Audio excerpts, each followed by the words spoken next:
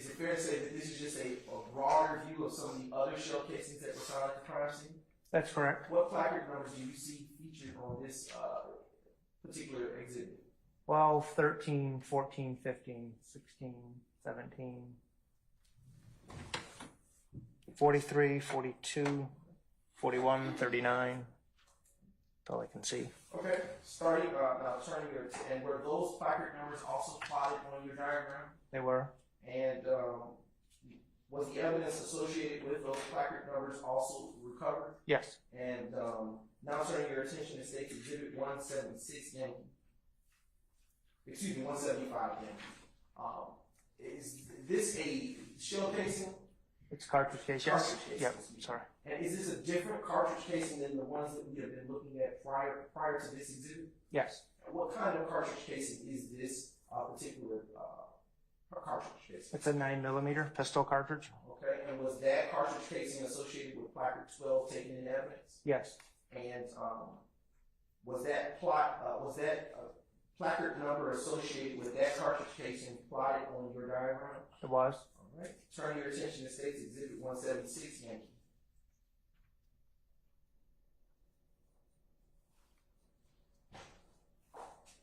Okay.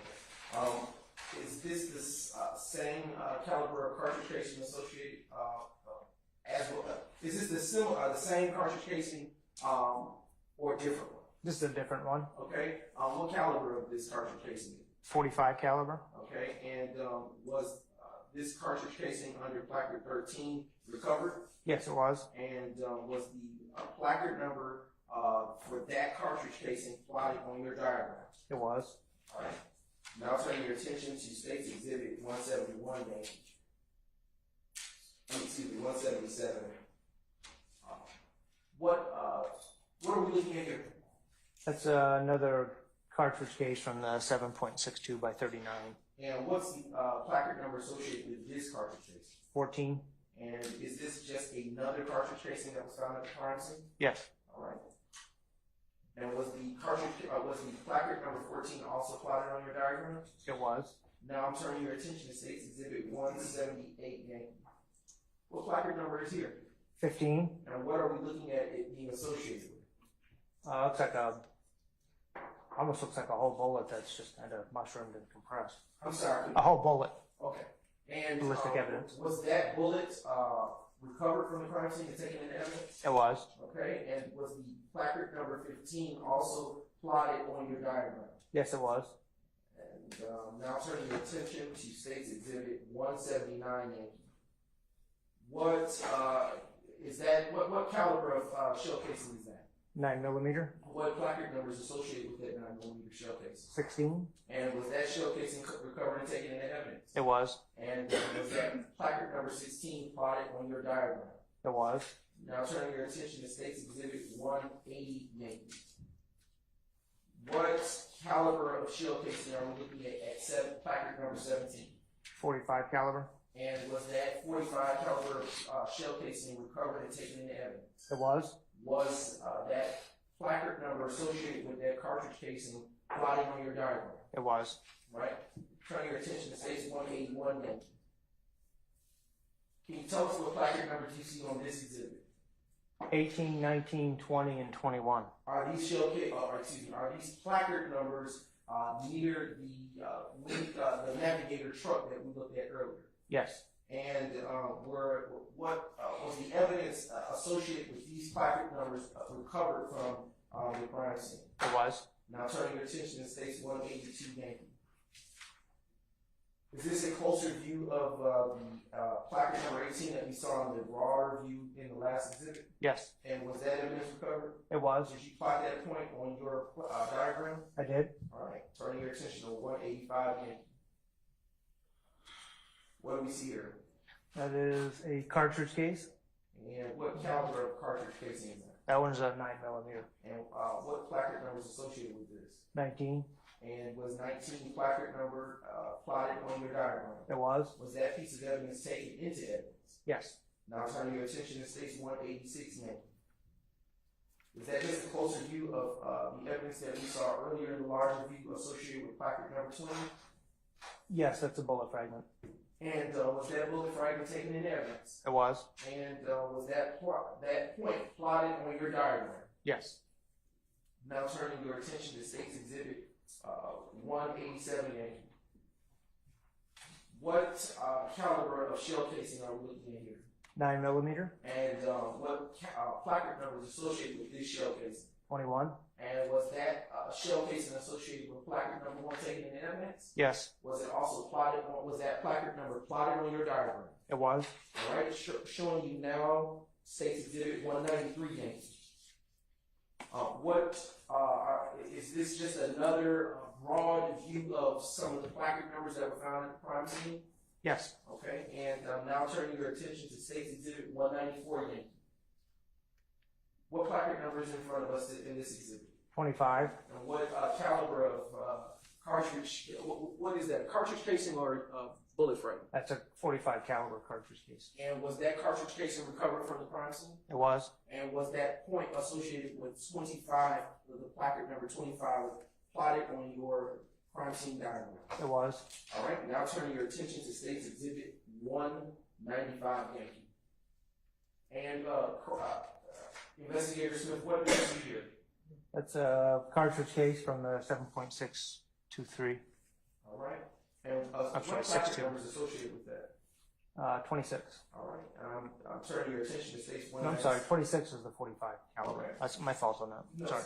State's Exhibit 196 Yankee is now on the screen.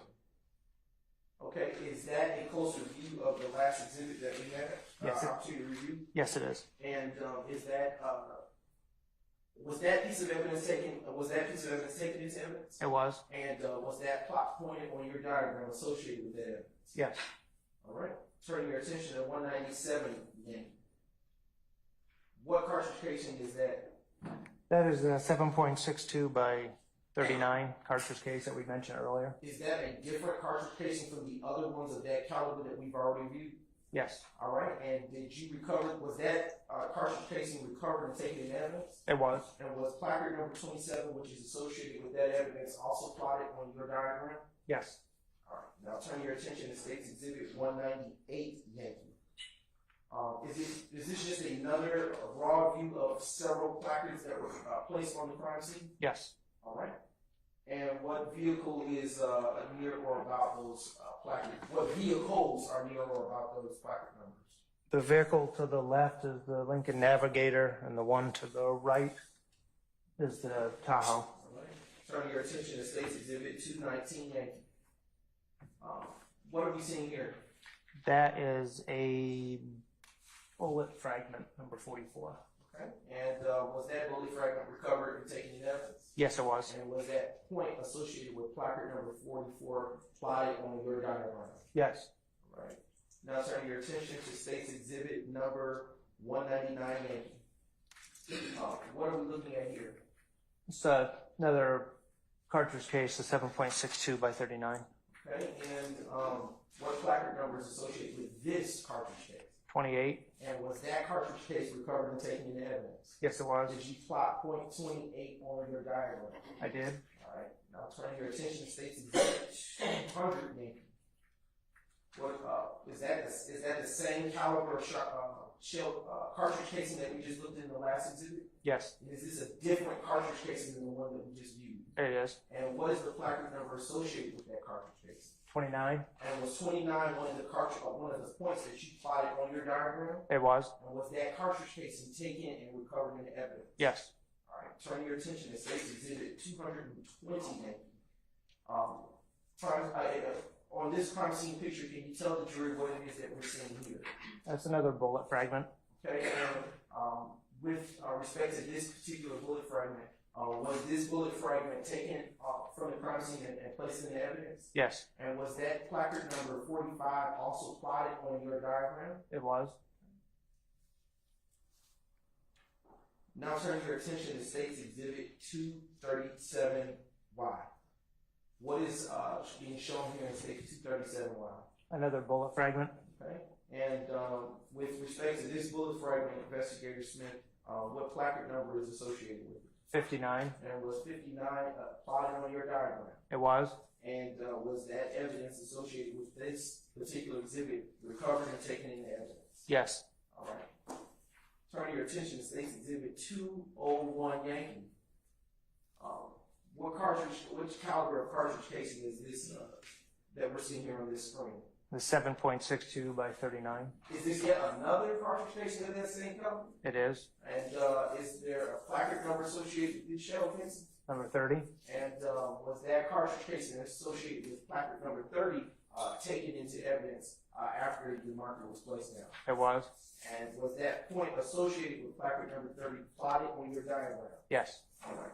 Now turning your attention to State's Exhibit 202 Yankee.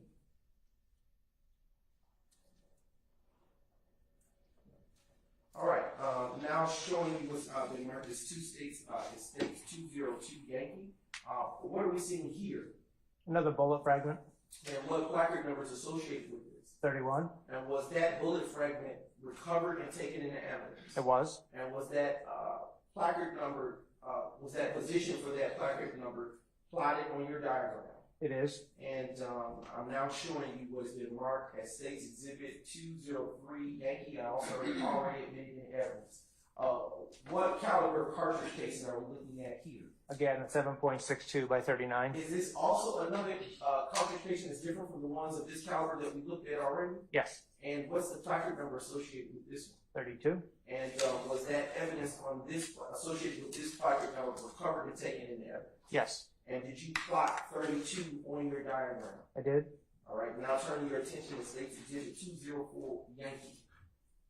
Is this another such caliber of cartridge casing as the one in the last exhibit? Yes. And is this another such caliber, another such cartridge casing that was recovered from the crime scene on that day? That's correct. And was that was that point of 33 plotted on your diagram? It was. Okay. Turning your attention to State's Exhibit number 205 again. Is that another cartridge casing of the same caliber? Yes. And what's the placard number associated with this cartridge casing? 34. And was that point plotted on your diagram? Yes, it was. And was that piece of evidence recovered from the crime scene? Yes. And I'm now turning your attention to State's Exhibit 211 Yankee. Can you tell the jurors what we're seeing on this particular exhibit? Another bullet fragment. And what placard number is associated with this bullet fragment? 38. And was this bullet fragment recovered from the crime scene and taken into evidence? Yes. And was placard number 38 plotted on your diagram that you prepared for this case? It was. All right. Turn your attention to State's Exhibit 221 Yankee. It's fair to say we're looking at the driver's side of this vehicle. That's correct. And this is the Chevy Tahoe that we talked about earlier, correct? Correct. And what are we seeing here on this particular exhibit? Again, the two defects on the Tahoe and then the cell phone on the ground. And was the evidence that are associated with these placards taken and recovered? Yes. And when that evidence was recovered, did you take and plot those points associated with those placards on your diagram? I did. What placard numbers are those? 47, 46, and 60. Okay. And at this time, I'm turning your attention to State's Exhibit 222 Yankee. What are we seeing here? Is this just a closer view of the earlier picture associated with placard 46? Yes. And is that bullet fragment? Yes, it is. And was that bullet fragment recovered? Yes. And you plotted this on your diagram? Correct. Right. And that's placard number 46? It is. Turn your attention to State's Exhibit 212 Yankee. And is this a broad picture of the evidence placards associated with this viewpoint? It is. What placard numbers do you see? 39, 40, 41, 42, and 43. And was the evidence associated with those placards taken from the crime scene? Yes. And at the time that it was taken, after it was taken, did you plot those points on your diagram? I did. All right. And I'm now showing you State's Exhibit 214 Yankee. Excuse me, 213. 213. And what are we seeing here? That's the 7.62 by 39 caliber And cartridge is case. that yet a different shell casing from all of the others that we looked at so far? Yes, it is. And did you recover that shell casing from the crime scene? I did. And, And we're I feel you. after that shell casing was recovered, did you then plot placard 39 in your diagram? I did. And what caliber of shell casing is that? 7.62 by 39. And I am now turning your attention finally to State's Exhibit 214 Yankee. And what are we looking at here, investigation? That's the same cartridge cases from the same caliber as mentioned before, the 7.62 by 39. And was this in caliber? Was this shell casing associated with placard 40 also plotted on your diagram? It was. And was that evidence associated with that placard recovered from the crime scene? Yes. And I am now just briefly.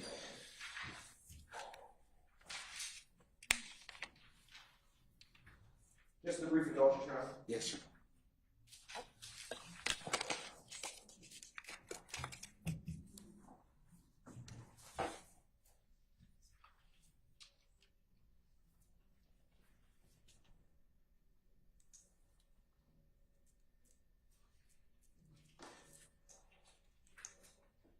All right. Utilizing the diagram to your right, which is State's Exhibit 284 Yankee Golf, can you show with the pointer the general area that you recovered the shell casings and bullet fragments associated with this case that you just spoke about in brief? So 1 through 10, minus the 15 here, these are all 7.62 by 39 cartridge casings, and I believe number 9 was a fragment, bullet fragment. And then when we get closer to 12 and 13, those are 9mm and a 45 caliber. And then 14 is a 7.62 by 39. And then when we progress upwards around like 18, 17, bullet fragments, 17 was a 45 caliber. 16 was a 9mm. 17, like I said, they're all grouped right in this general area as a 45 caliber. And then some more ballistic evidence around number 21.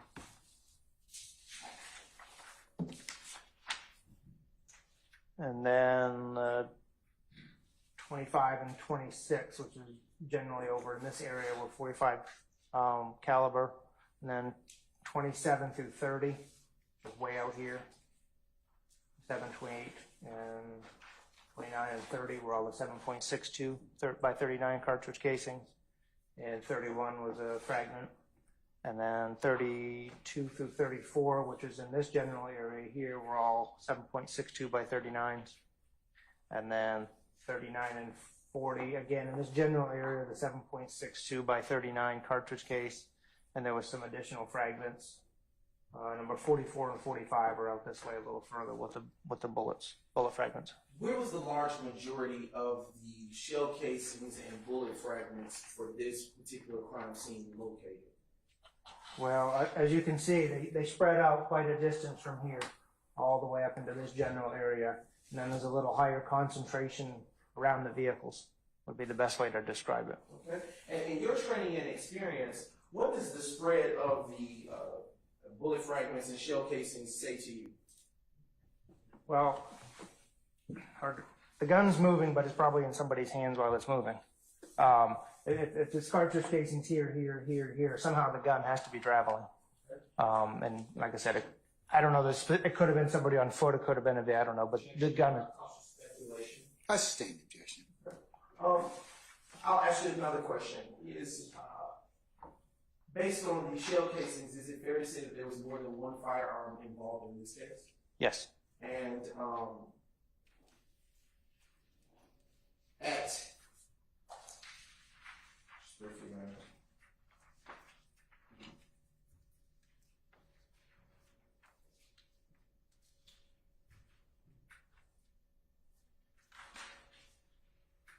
how many 7.62 shell casings did you find were recovered at the crime scene?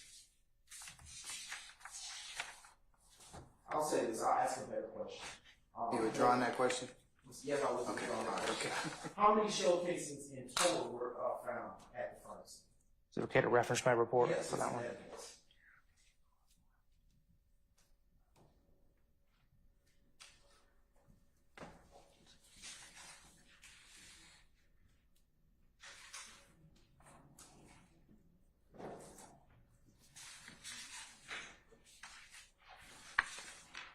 Approximately 27 rounds total, or total bullets were fired. Okay. And about how many bullet fragments were located?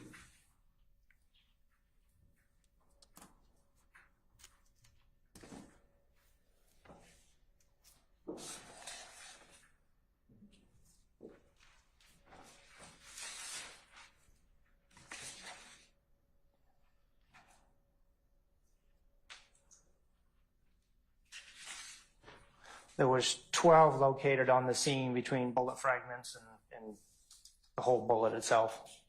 What is the difference between a shell casing and a bullet frag? Well, the cartridge case is what you've seen here. It's what ejects from the gun once it's been fired. The bullet is what comes out of the end of the barrel. What's the difference between those two items that you just described and a frag? A fragment could be, it depends the type of bullet, but if it hits a harder object, it may just depends on the material, it may just fall apart, for better words, or disintegrate per se. It's really hard to explain. I mean, we use certain bullets that are issued in our department that are meant to, when they hit an object, to mushroom or basically change shape would be a better term. And that's what bullets will do. And it may change shape, and pieces of the bullet may come apart and fall on the ground or wherever. Okay. And I am now showing the defense would have been pre-marked as States Exhibit 294 Yankee.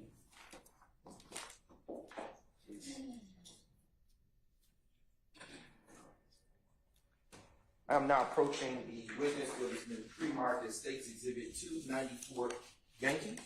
And I would ask that you look at that and you have a chance to look at it.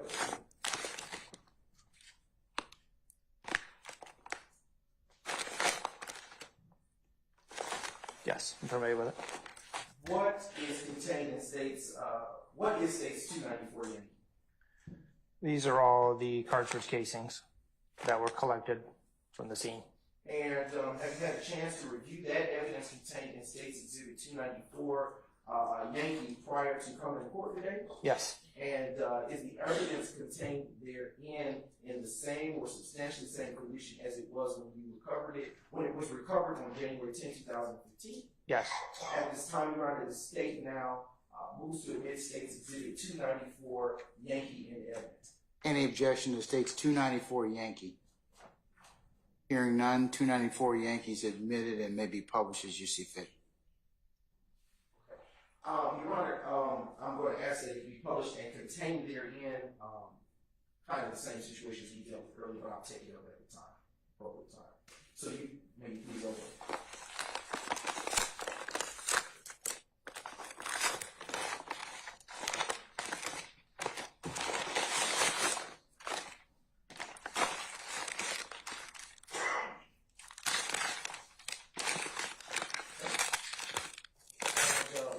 Is the exhibit number associated with that second bag you just opened inside of the first exhibit?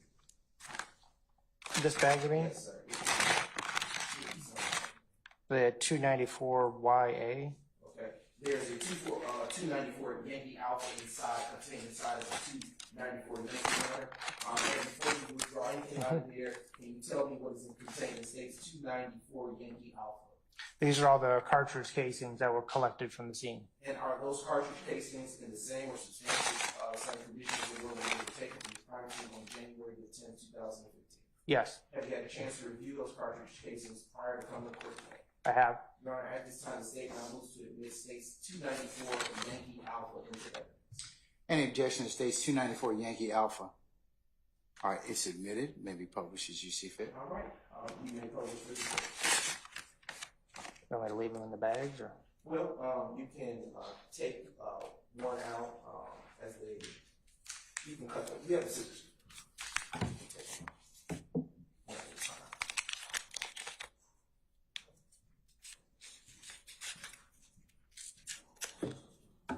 And before you take it out, what exhibit number is associated with that cartridge casing? 294 Yankee A27. Okay, Your Honor, at this time, well, and have you had a chance to review what is contained there in that exhibit? Yes. And at this, is it in the same or substantially same condition as it was when you last reviewed it? Don't take it out. Yes. All right, Your Honor, at this time, I now move to admit State's Exhibit 294 Yankee Alpha. All right. Yes, 294 Yankee Alpha A27 in the evidence. Let's see, let me make sure. 1 second.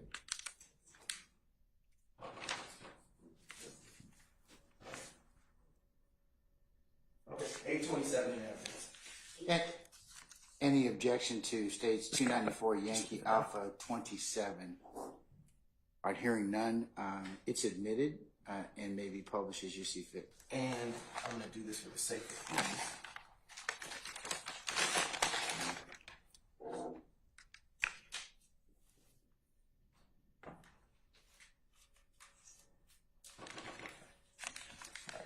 And I'm going to ask you about states 294 Yankee Alpha 24, 25, 26. What are contained in those exhibits? Those are the 9mm cartridge casings. And have you had a chance to review those prior to court today? Yes. And are they in the same or substantially the same condition as they were when they were recovered on January 10, 2015? Yes. All right. At this time, Your Honor, the state now moves to admit these exhibits in the evidence and request permission to publish.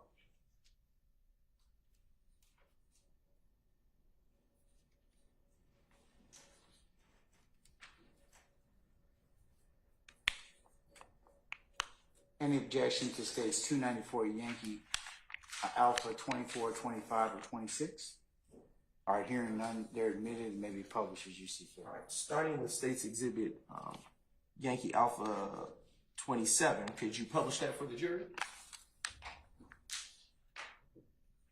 And what shell or cartridge casing is that? The 9mm. Okay. All right. Now we're going to publish state's exhibit 294 Yankee Alpha 24.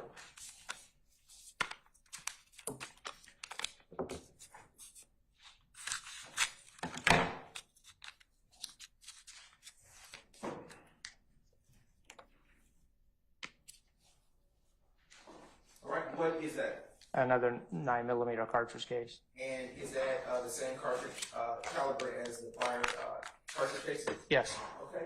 And what is contained in the other exhibits that were just previously admitted, identified as state's exhibit 294 Yankee Alpha 25 and 26? 9mm cartridge cases. And would those appear to be the same as the ones that you just showed the jury? Yes. I am now turning your attention to state's exhibits 294 Yankee Alpha 23, 294 Yankee Alpha 20, 294 Yankee Alpha 21, 294 Yankee Alpha 22, and going in sequential order. Can you tell the jury what these are? I mean, can you tell, tell the jury what these are. These are the 45 caliber cartridge casings that were collected from the scene. And all of those are 45 caliber cartridge casings? In this group, yes. Okay, and have you had a chance to review those cartridge casings prior to court? Yes. And are they in the same or substantially same condition as they were on the day they were recovered on January 10, 2015? Yes. Your Honor, at this time, the state now moves to admit into evidence these state's exhibits. And I request permission subject to your ruling.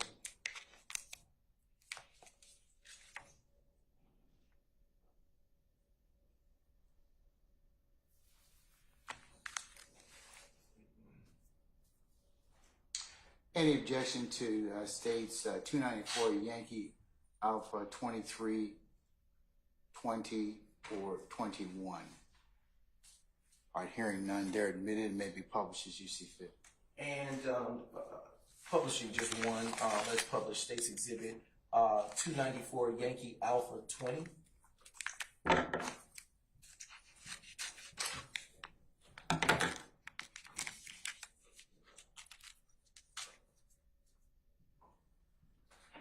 And what is it that you're publishing for the jury? It's a 45 caliber cartridge case collected from the scene. And you may replace that inside that. And are the other evidence in your hand right now the same caliber cartridge case? Yes, they are. And Your Honor, I just want to be clear for the record that you also included 22 in that evidence that was just admitted. You didn't ask for that. You asked for 20, 21, I think, and 23. So are you asking for 22 I now? requested the court permission. Okay, all right. All right. Any further objections to states 294 Yankee Alpha 22? All right, it's admitted. Maybe published as you see fit.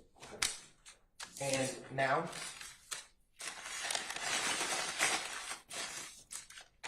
showing you what has been marked as States Exhibit 294 Yankee Alpha 19, 18, 17, 16, 15, 14, 13, 12, 11, 10, 9, 8, 7, 6, 5, 4, 3, 2, and 1.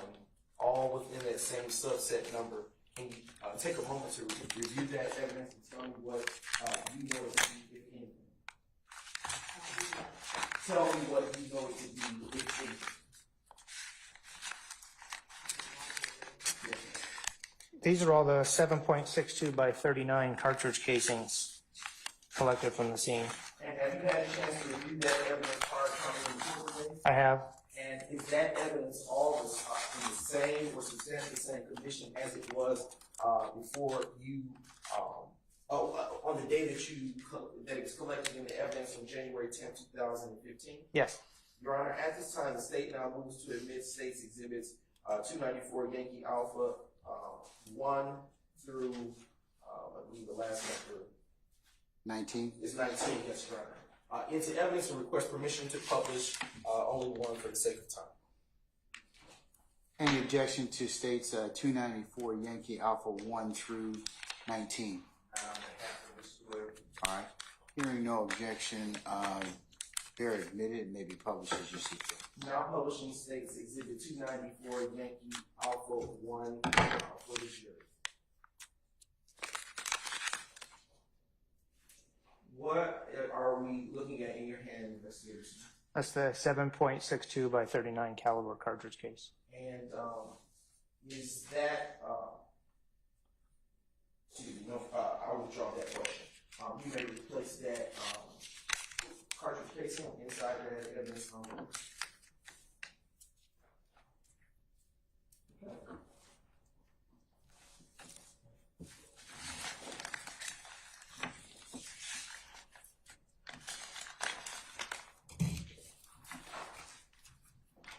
All right, I am now turning your attention to States Exhibit 294 Yankee Bravo. Can you tell the ladies and gentlemen of the jury what it is that you have as States Exhibit 294 Yankee Bravo? This is the remaining ballistic evidence that was recovered, either full intact, sort of intact projectiles and any fragmented bullets. And have you had a chance to review that evidence prior to coming to court today to testify? Yes, I have. And is that evidence that you are reviewing at this time in the same or substantially the same condition as it was on the day that it was recovered, which would be January 10, 2015? Yes. And at this time, Your Honor, the state now moves to admit States Exhibit 294 Yankee Bravo in the evidence.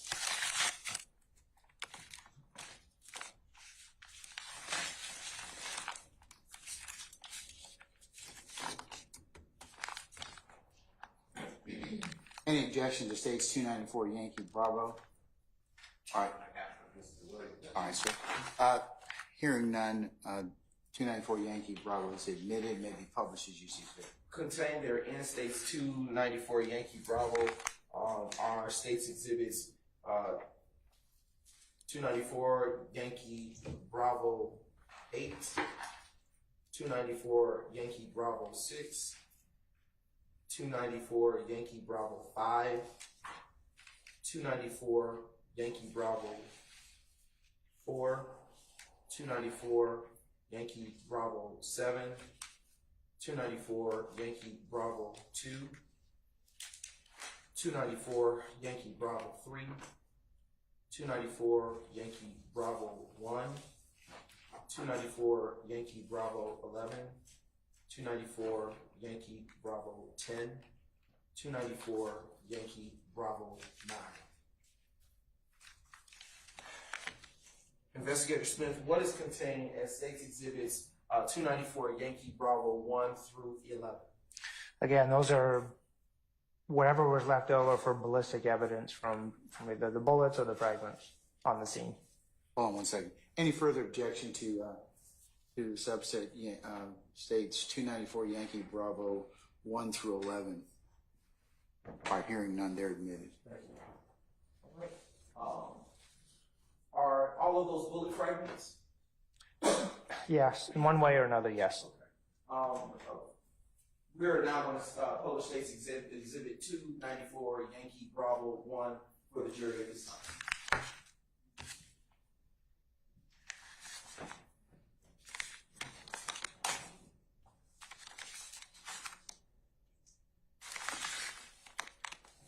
You said number 1?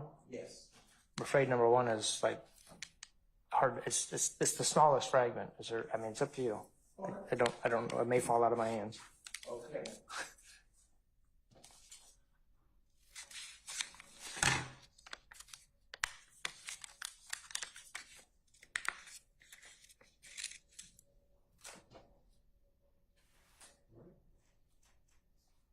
Place that in that evidence bag, and we are now going to publish the next exhibit in that subset in sequential order.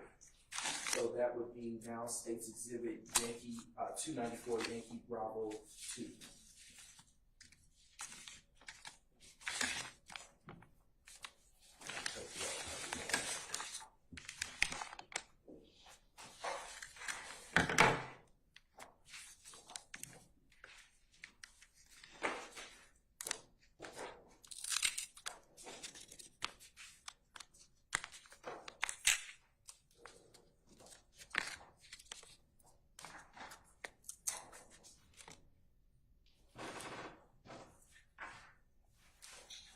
And have you removed that evidence from the evidence bag? I did. So Okay, and what do you have in your hand? again, another bullet fragment. Okay, thank you very much. We'll place that evidence back in this bag.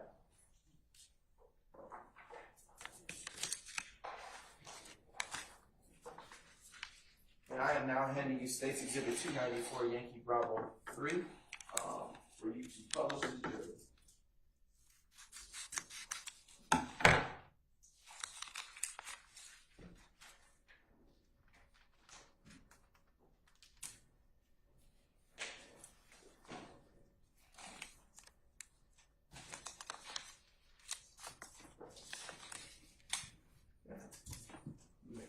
Oh, I already did. Oh, you Sorry. did? Okay, no problem. Sorry. Steph. Way ahead Now of you. show you State's Exhibit 294 Yankee Bravo 4.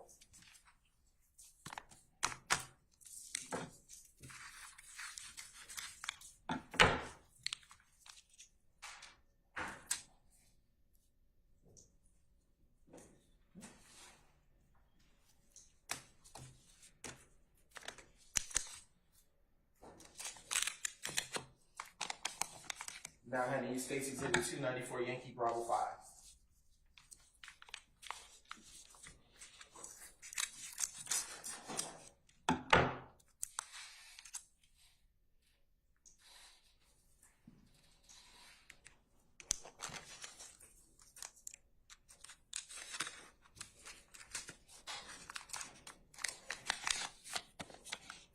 Now handing you State's Exhibit 294 Yankee Bravo 6.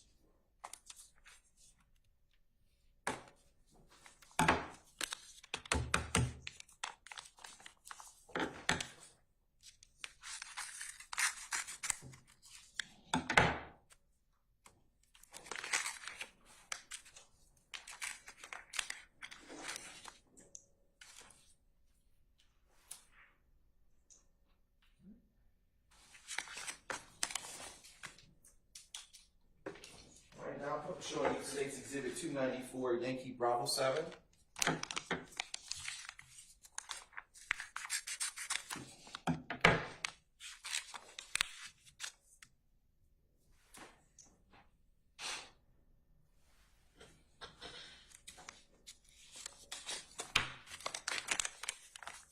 Now showing you what has been marked as State's Exhibit 294, Yankee Bravo 8, and it's already been read.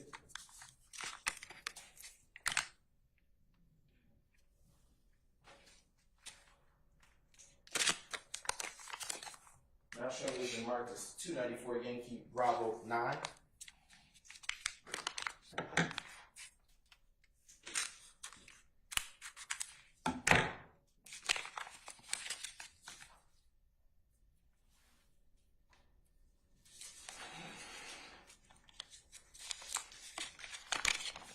Now showing you 294, Yankee Bravo 10.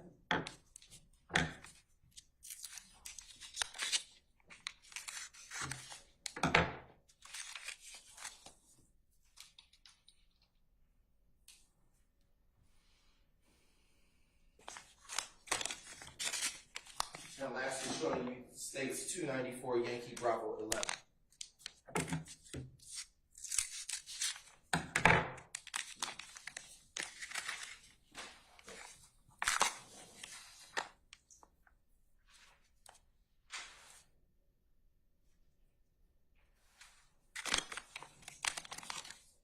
These are listed.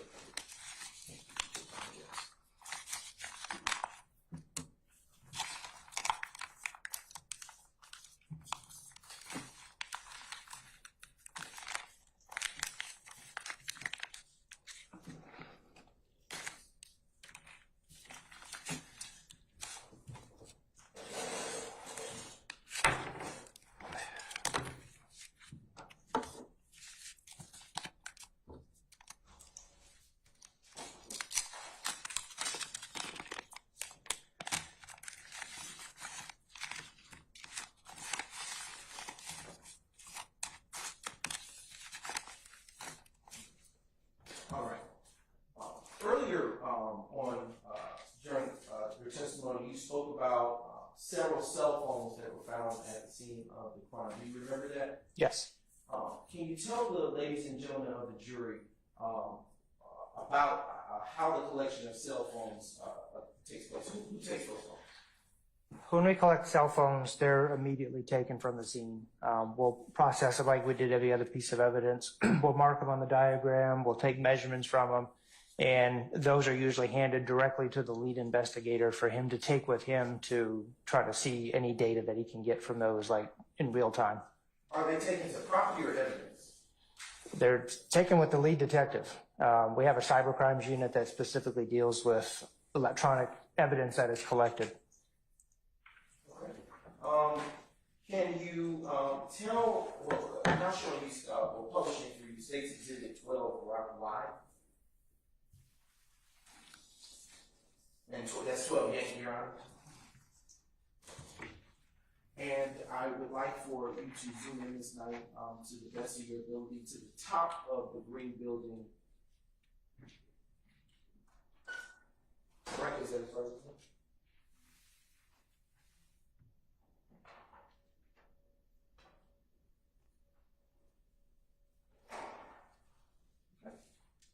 Do you see a surveillance camera there where the cursor is? There. Objection, asked and answered. Overruled. You can answer the question, sir. There appears to be a camera there, yeah, or And- something similar to it. Yes, and with the red cursor that you used on the smart screen, can you please circle that for the ladies and gentlemen of the jury?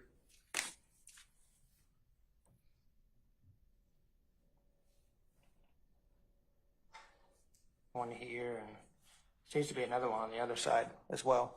I don't know if it works or not. But. And you can please circle that as well, what you see. Okay. And just lastly, how many bullet defects were found on the Lincoln Navigator?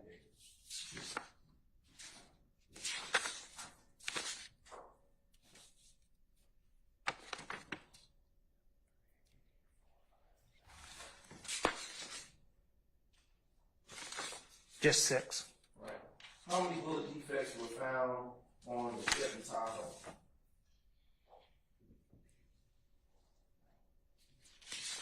9. How many bullet defects were located on the minivan?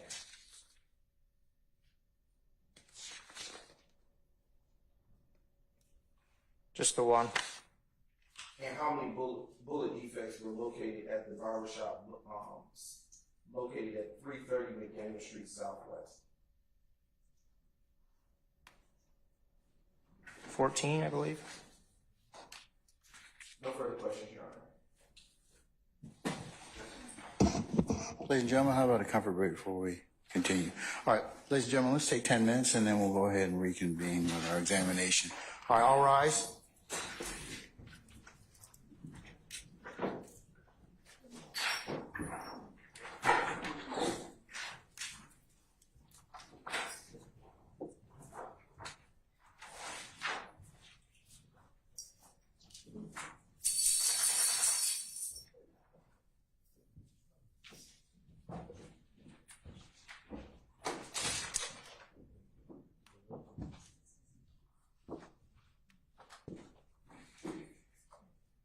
All right, ladies and gentlemen, we're in recess, 10 minutes.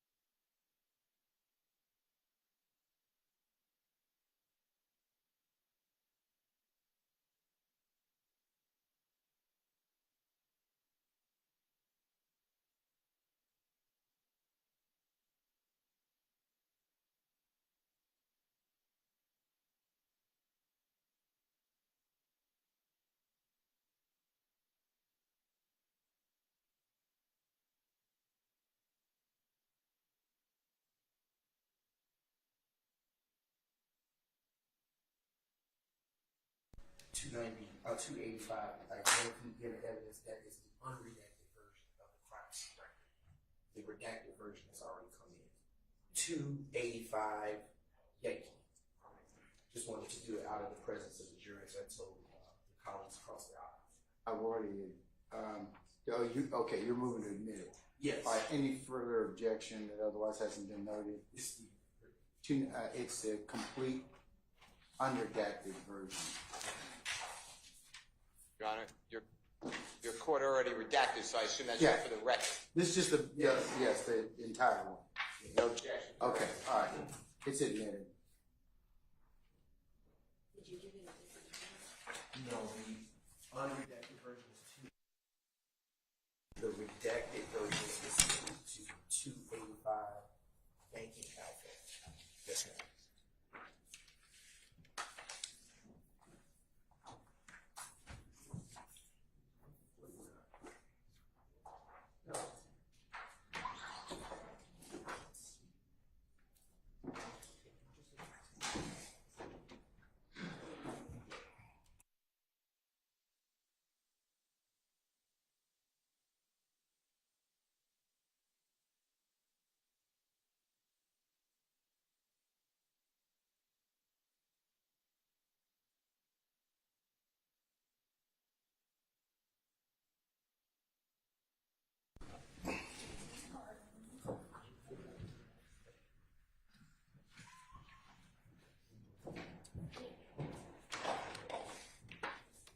All right, ladies and gentlemen, please be seated.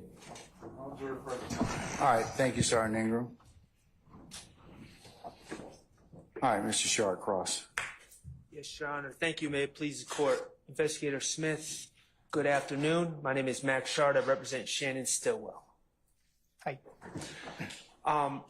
Investigator Smith, on January 10, 2015, what time did you arrive at 330 McDaniel Street? I don't recall the specific time. I know it was during towards the end of my shift, and I worked 3 p.m. to 11 p.m.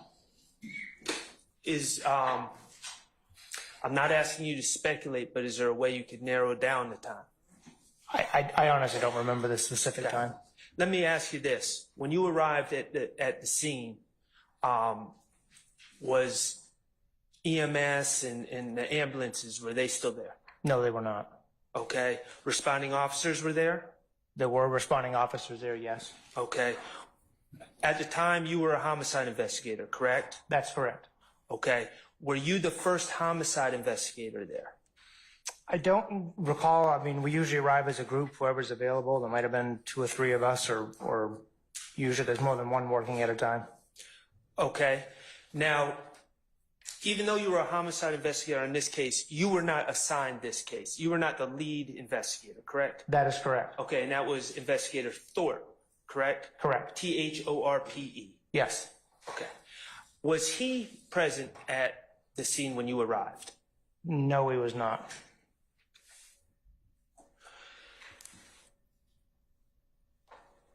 We've learned about your efforts in documenting and collecting evidence in this case. Were you following anyone's instructions, Thorpe remotely or anyone else, as to what to collect, how to collect? No, it was, I've done a few homicide scenes up to that point, so he felt he was comfortable with letting me do it, and that's the decision we came up with. Sure. And who were you directing on the scene? There was, like I said, crime scene tech Stewart was there. There might have been another tech there as well assisting, but if it's so, I don't recall what their name might have been. But we all worked together out there.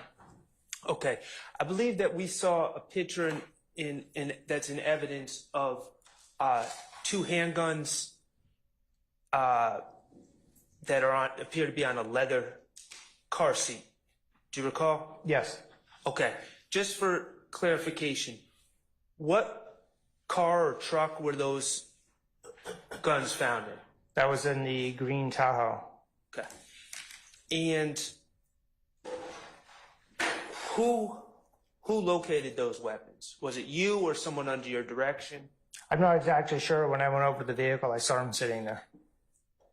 Could you repeat? They were there in the vehicle when I got there. I don't remember specifically if they were under a seat or All I know is they were sitting in the front seat when I was to look us up. Like I said, I don't know specifically if they were left there or if they were found somewhere else and put there.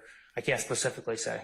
Is it possible that other law enforcement found them in a certain location in the car and then moved them onto the seat? Is that what you're saying? I'm going to object, Your Honor, and then call for speculation. I stand objection.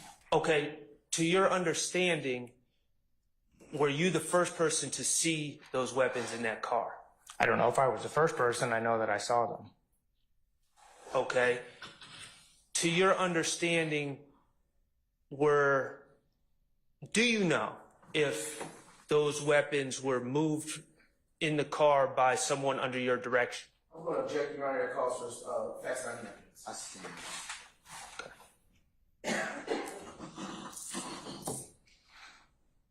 Now, if you could display.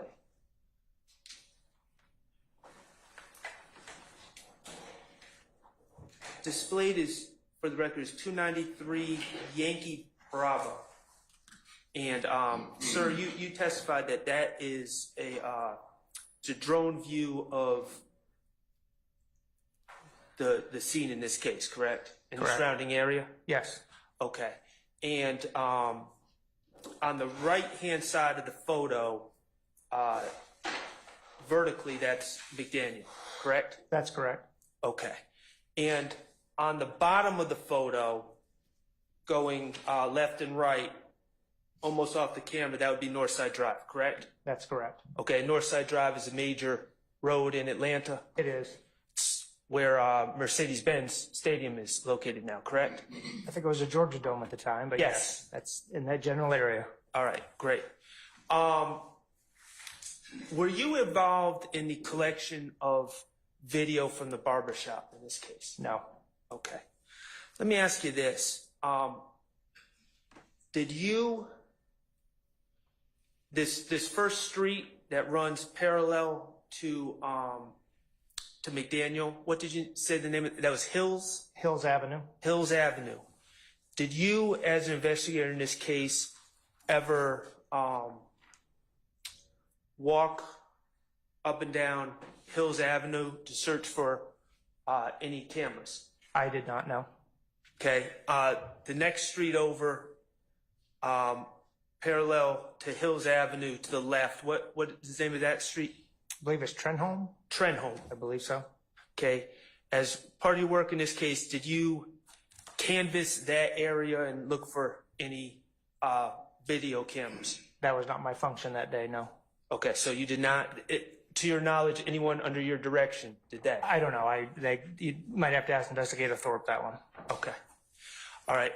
And Northside Drive, you would agree that we said that's a major road, number of businesses on Northside Drive? Correct.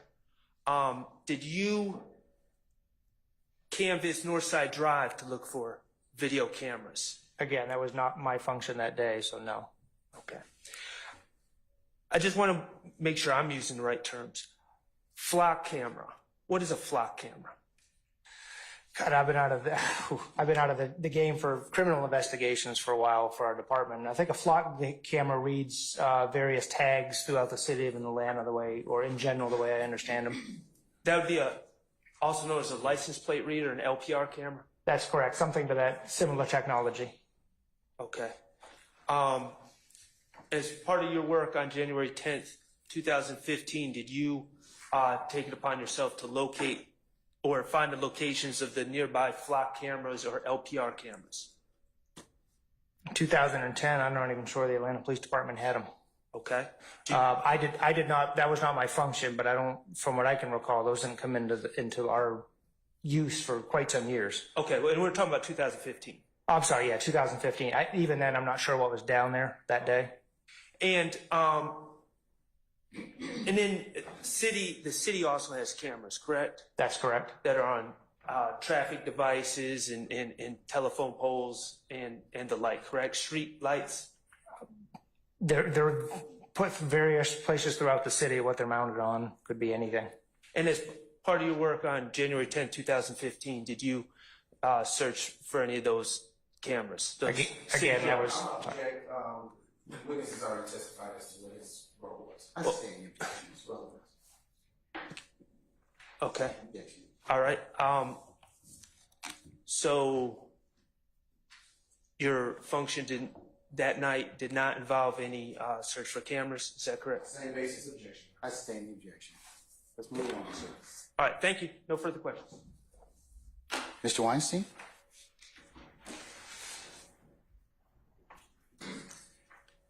Good afternoon, Investigator Smith. good afternoon. My name is Doug Weinstein. I'm Diamante Kendrick's attorney. I have a few questions about the drone video of State's Exhibit 293Y. Did you take that drone video? No, Do you know when that drone video was taken? I do not. When you observed that drone video, the scenery in that video, is that the same as it was at the time of this incident in 2015? No. What are the differences that you saw? Well, there's leaves on the trees. Weren't any leaves in January? I believe there was some additional. I think there was some additional apartment buildings that were constructed between here and there, but for the most part, that area between McDaniel and Northside and Peter Street hasn't really changed over the years, and that was the same. Did you instruct on the flight path that drone was to take in shooting that video? No, That drone appears to, and if you recall, that drone appears to fly up Hills Avenue, then proceed to the right on Peters, and then fly up McDaniel back toward Northside Drive, correct? that's correct. And I believe you testified to Mr. Shark that you did not walk up Hills Avenue in the course of your investigation that night. Is that right? I stand the objection. Do you recall testifying that you did not walk up Hills Avenue?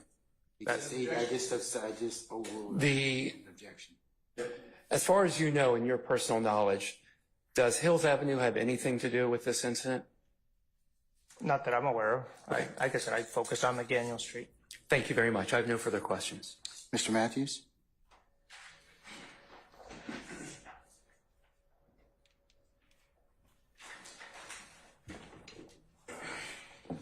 Good afternoon, Investigator. How are you today? Good, and you, sir? Doing pretty well, thank you. A few questions for you. Let's talk about the firearms that were located in the green Tahoe. Can we do that? Yes, Okay. You indicated that there were two weapons. We just saw them. One was a Glock handgun, correct? correct, One was a Kel-Tec handgun, correct? correct. All right. You called the Kel-Tec a, quote, big pistol. Remember saying that? I do. Tell the jury what you mean by big pistol. Obviously, you have the regular size Glock handgun, which is normal. We actually carried that particular model in our police department years ago. The Kel-Tec, I'm a qualified patrol rifle through the city of Atlanta, which is on an AR-15 platform, which is probably about that long total. I just that's the best way to describe it. I didn't want to call it a mini rifle because that doesn't look like a rifle to me. I grew up around guns and I work well with the department involved with those. To me, that was the best way to describe it. It was just it looks like an oversized pistol to me, not a full length, like AR type military or police type firearm or like an AK-47. It looks like a large pistol. Let's talk about functionality on that Kel-Tec. Have you ever fired the weapon before, a Kel-Tec? No, Do you know much about the functionality of Kel-Tec weapons? I do not. Okay. So you don't know if you pull the trigger and hold it down, whether you have to continue to pull it to discharge a bullet? Your Honor, objection, you already stated he doesn't know about functionality. I stand the objection. Okay. Do you know about the functionality of Glock handguns? I do. Okay. This particular Glock handgun that you described, I think you indicated that it had 15 or 16 live rounds inside the weapon. Is that correct? I believe that's correct. Okay. Do you know if one was in the chambers? I believe it was. Okay. Did you do any type of background on these particular firearms to determine whether or not they were stolen? I did not. Okay. Whose job or function would that have been? I can't say for certain, but if I was a lead investigator, I would do that or ask somebody else to do it for me. Would you have been concerned about whether or not either of those handguns were stolen? I'm concerned with every handgun we recovered if it's stolen. Okay. When you arrived to the location, the Tahoe, was the door to the driver's side, was it open or closed? I believe it was closed. Okay. So if I'm clear, the Tahoe, the door was closed and you looked over into the vehicle and you saw these firearms in the the driver's seat? I don't remember specifically how they were. All I noticed was I noticed they were in the seat at some point. Were you directed to go over to the Tahoe to look at the weapons? No, I was just part of my crime scene investigation to look at all the vehicles involved. Okay. Did you ever learn how those weapons arrived on the driver's seat? I did not. Okay. Were you instructed to do any type of investigation on the cell phones? No, Okay. Do you know if that would have been a thwart function? I can't speak on that behalf. Okay. Have you ever had an investigation where you were required to conduct an investigation regarding cell phones? Yes, Okay. Typically, you would want to determine calls that were made on the cell phone before or right before the incident, Objection relevant. correct? I'll overrule the objection. Is that correct? yes. If I have a cell phone, I'd like to extract whatever data I can off the phone. Do you know if that was done in this case? Again, I can't speak to that as I did not do it. All right. Let's talk about the shell casings. You indicated that there were 27 shell casings that were located at this particular scene, correct? That sounds right. And you indicated that there were 12 bullet fragments, right? Correct. Did you tell this jury whether or not you were called upon to determine whether there were any forensics on those shell casings in terms of fingerprint evidence? I was not asked to do that. The lead investigator would take that upon himself in most cases. And you don't know if that were done here? I don't know one way or the other. Okay. You do know that there's a possibility that you can recover DNA tissue from shell casings, correct? I'm going to object, Your Honor. Counsel testify. I sustain the objection. I'm going to ask you a question. Do you know, as you sit here today, Investigator Smith, whether or not you can recover touch DNA from shell casings? It's a possibility, yes. Do you know if any of that was done in this case? I do not know as I was not the lead detective. Okay. Do you know if there's a possibility that DNA soft tissue can be recovered from bullet fragments? It's a possibility, yes. Okay. Did you ever observe any video surveillance footage from the barbershop yourself? Not that I recall. Okay.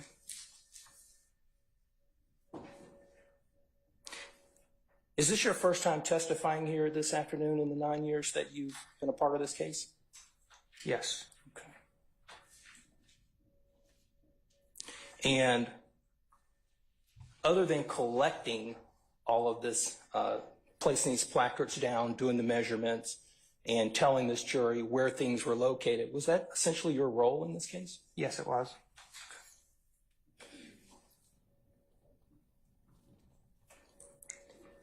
Were you ever asked to go back and do any type of reenactment or any type of recreation of this particular scene? I was not. Did you ask for a warrant for anybody's arrest in this case? I did not.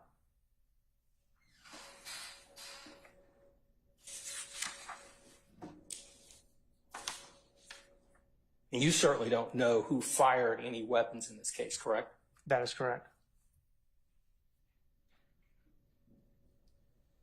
And you don't know exactly what was happening before the first responders arrived to the location in terms of who did what in terms of after the incident occurred, correct? That's correct. You don't know what anyone inside the barbershop did other than what you were told, essentially, or what you listened to in terms of a 911 call, correct? Objection. Assumes facts not known. I sustain the objection.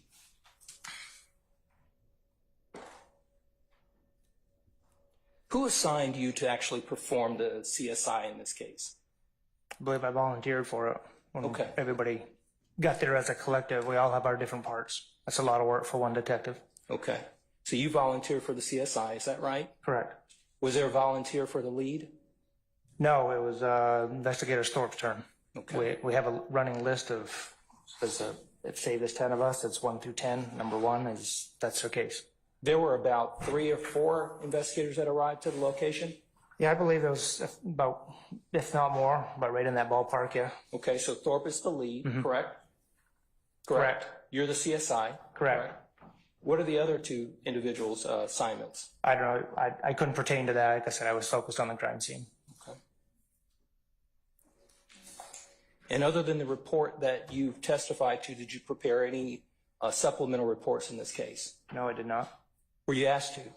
Other than the crime scene report, no. How many times did you meet with the district attorney's office in this case? Objection level, Your Honor. Sustain the objection. Did you prepare for your testimony this afternoon, Investigator Smith? Objection level, Your Honor. I'll rule that. Did you prepare for your testimony in this case? As I try to for every time my testimony, yes. Did you look over those boards that are on the easel there? Yes, I had seen those. Did you assist in their preparation? Other than the crime scene one on the left, no. Okay, so these are demonstratives that were not prepared with your assistance, correct? That's correct. You were asked to basically describe them, right? And to review them, yes. You didn't put any of those placards or images on any of those demonstratives, correct? Which one are you talking I'm about? sorry, the one to your immediate right. That is correct. And you were not asked for your input, correct? That's, other than to review it, that's it. Okay.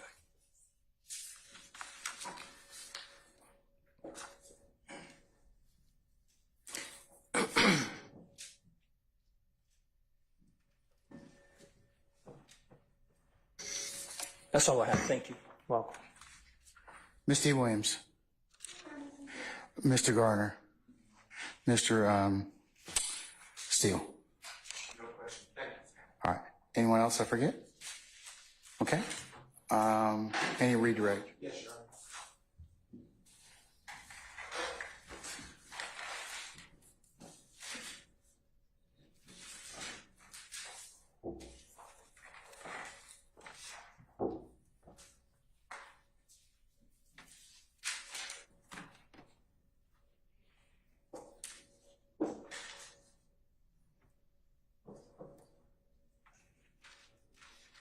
Just a brief indulgence, Your Honor. All right.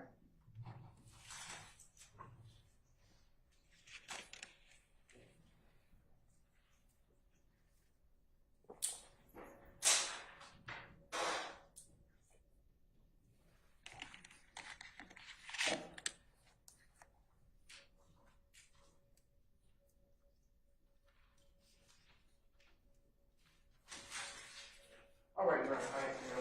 Start with you. After you were asked several questions on direct by Mr. Sharp, and after you arrived to the crime scene at McDaniel, did you have any other involvement with this case? No, I did not. Were you reassigned from being crime scene investigator to being the lead investigator? No, I was not. What are your duties as a crime scene investigator? Objection has to answer. Sustain the objection. As part of being a crime scene investigator, are you required to go get surveillance footage? It depends what's going on with the situation, but normally no, Were you required to go get crime scene surveillance footage in this case? I was not.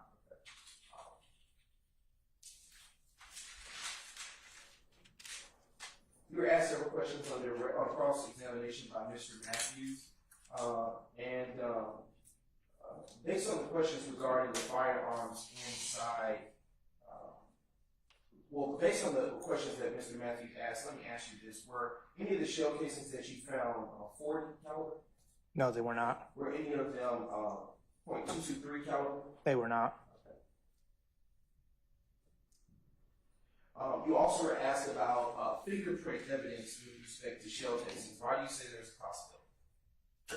It's a possibility of anything nowadays with technology and collection of latent prints or DNA evidence.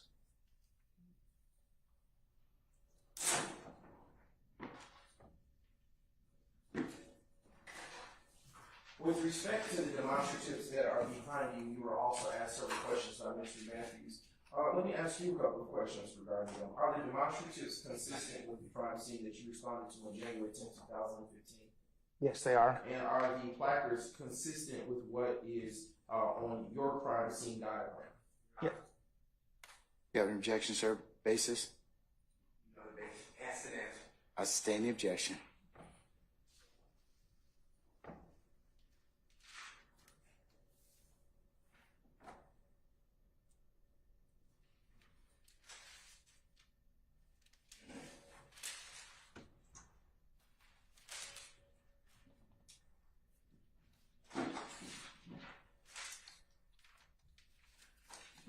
Okay. You were asked by Mr. Matthews if you took a warrant out for anyone's arrest. Do you remember that? Yes. Why would you have taken a warrant for anyone's arrest instead? My only involvement was doing the crime scene. I didn't have any, I guess, direct involvement with doing the full investigation, as I had my own cases to work. You were also asked if you prepared any supplemental reports by Mr. Matthews. Do you remember that question? I do. When does a person prepare supplemental reports? At any point during the investigation, mine was done 2 days after the incident occurred by the time I gathered it together. So it could vary from case to case. It could be a day, it could be a week, it could be a whole year before an investigation is complete. But why would anyone provide a supplement to a report that was already written? So I'm not sure that Let me ask a different question. You prepared a diagram in this case, correct? that's correct. And would there have been any need for you to prepare something in addition to that diagram for this case? I sustain the objection. Would there have been any reason for you to prepare? Oh, let him finish. Let him finish. Would there have been any reason here for you to prepare another report? No. In what circumstances would you provide an additional report? Say, for instance, this was not as complex crime scene. I may do a neighborhood canvas when I'm completed, and then that will require a secondary supplement report of a canvas on top of a crime scene diagram, or if I possibly forgot to put something on a crime scene diagram and then realized that a day or two later I would do a supplement report to explain why that additional information was added in the original report. Now, was there any such need to do that here for this incident? Not for me, no. You were also asked about Mr. Matthews if you were asked to go out to do a reenactment of the crime scene. Do you remember that question? I do. In what circumstances would you be required to do that? My 14 plus years as a detective, I don't think I ever have. But in what circumstances would someone ask you to do a reenactment? Objection, asking answer, speculation. Relevant relevance. I sustain the objection for multiple grounds.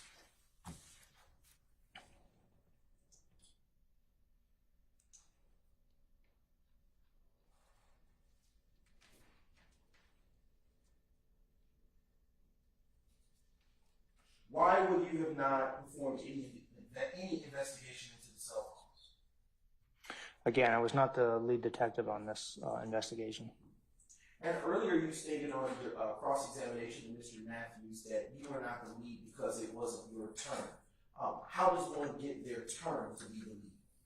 I said in our homicide unit when I was there was, easy example, if there was 10 detectives that were assigned to investigate homicides that occur as frequently as they did. It'd be like, for instance, my name may be one of the number one, it may be D. Smith, and then in this case, J. Thorpe. If at noontime I got called to investigate a homicide, I would go to the bottom of the list and investigate a J. Thorpe, and that would be the number one person. And it just rotates through the list, and sometimes it rotates quickly, and sometimes it doesn't. And finally, you were also asked with respect to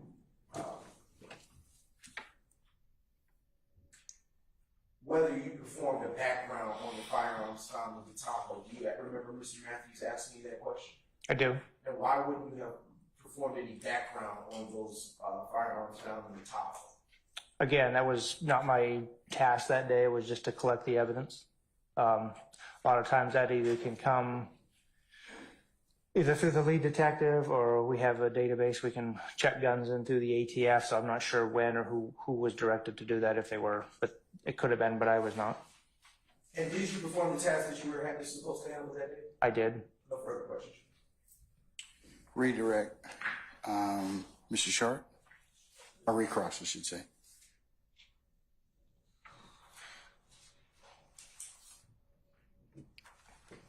You were just asked if you performed the tasks that you were supposed to handle that day. Who determined what you were supposed to handle?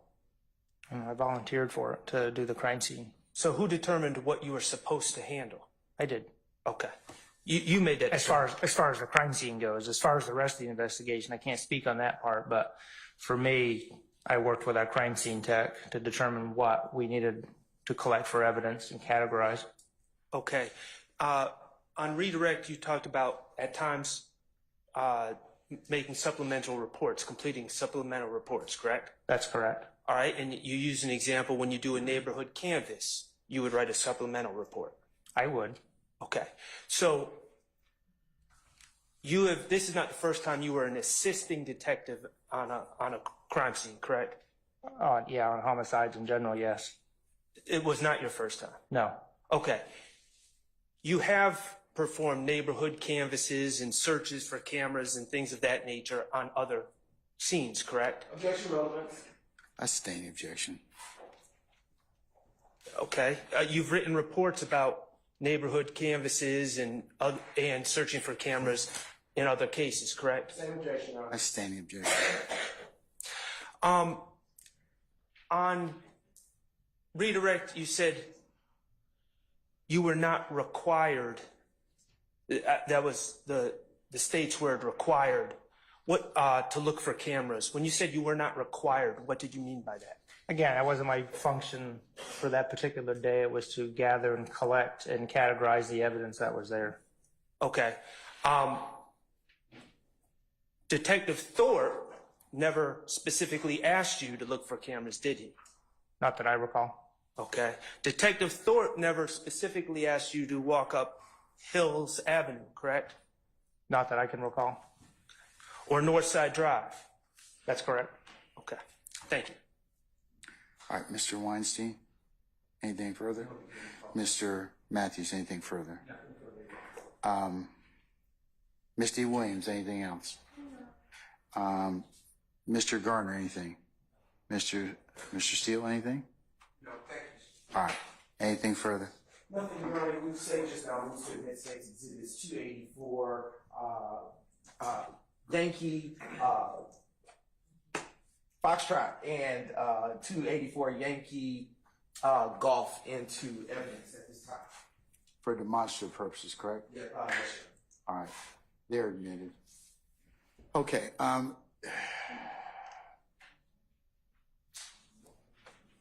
may Investigator Smith be permanently or temporarily excused as a witness? Permanently, Your Honor. All right, Investigator Smith, we're going to permanently excuse you as a witness, but please don't discuss your testimony with anybody except the attorneys in this case, and thank you for your patience with us, okay? Thank you for All getting me in before vacation. All right, thank you, sir. Thank you.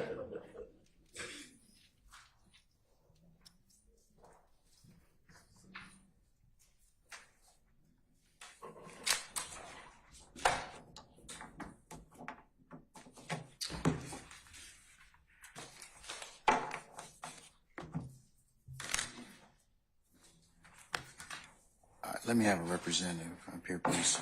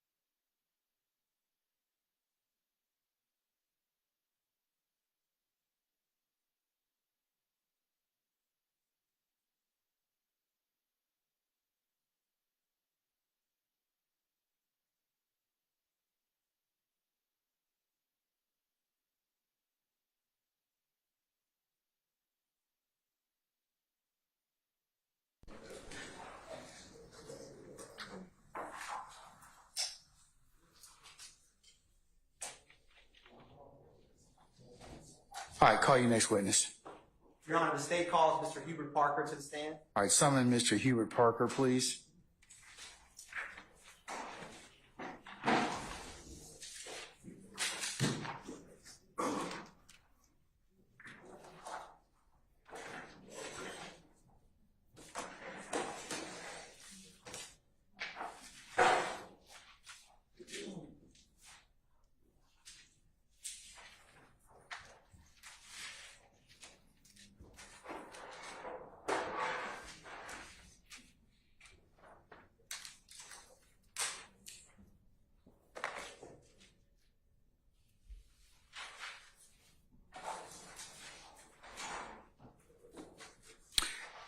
Mr. Parker, good afternoon, sir. Sir, if you would please approach the witness stand. Once you get there, if you'd be so kind to turn and face Sergeant Ingram and be sworn as a witness before you sit down, okay? All right.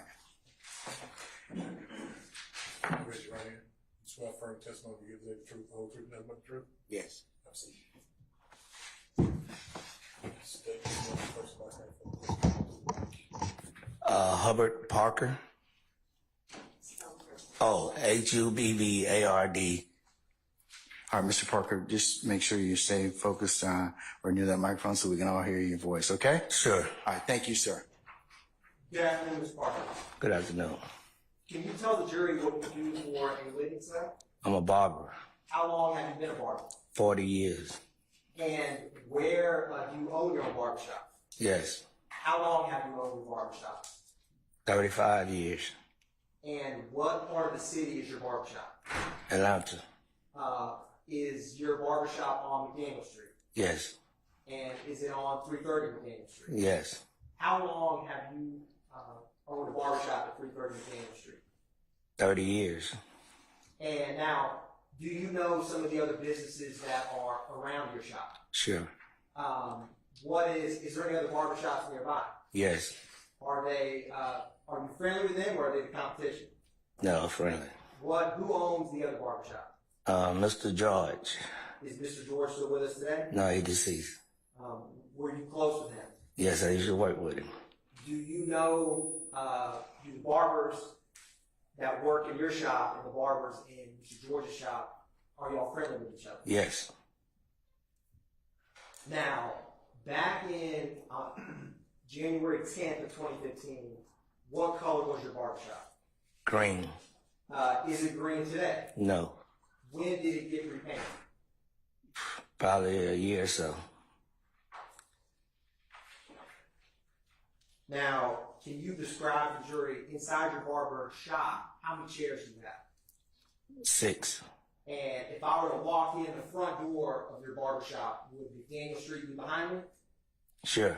And what is the barber chair that you use? Is it close to the front door or in the back? In the back. Is there a barber chair in your shop that used to be your father's? Yes. Where's that barber chair shop? Next to my chair. And typically, if you yourself were working or in the barber shop, would you be at that back barber chair that you work at? Yes. Now, is that the best vantage point in that shop to see what's going on in the shop? Exactly. Does it sit up a little bit higher than the rest of the shop? Yes. And now, if you're standing there and someone comes in the front door, can you see them? Sure. Back in 2015, were you able to see much outside of your barbershop windows? Sure. Did you have any burglar bars on the window? Yes. And can you tell the jury back in 2015, or have your hours changed much since you've been owning and working at that barbershop, sir? Yes. What were your hours back on January 10th, 2015? From 9 to like 8:30. Okay. And now, how many days a week would your shop be open? About 6. Do you typically take the same day off each week? Not really. Different days. Now, would people ever hang out either before or after getting a haircut at your barbershop? No, not in my barbershop, around the barbershop, yes. Where would people tend to congregate around your barbershop? On the outside. Okay. Now, what was the parking like at your barbershop? So if I was coming to get a haircut by you, where would you park? Well, on the right side of the barbershop. Is the right side, is that toward Mr. George's barbershop? No. Is that towards, is there a Texaco? Texaco, yes. Okay. Mhm. So that parking lot between your shop and the Texaco is where customers would park? Yes. Who would park between you and Mr. George's barbershop? I guess anyone. Okay. Fair enough. Yeah. Now, did you ever know someone by the name Peanut or Nut? Yes. How did you know them? I'm coming to Mr. George's barbershop. So would Peanut typically get his haircut at Mr. George's shop? Yes. But you used to work there, so did you know him? I had just met him recently, though. Did you know of him? I heard of him. Now, is he still alive today? No. Where were you the night that he passed away? At the barbershop. Were you at 330 McDaniel Street? Yes. So can you tell the jury, break down that afternoon or early night for me? Was there anything unusual about that day at the barbershop? No.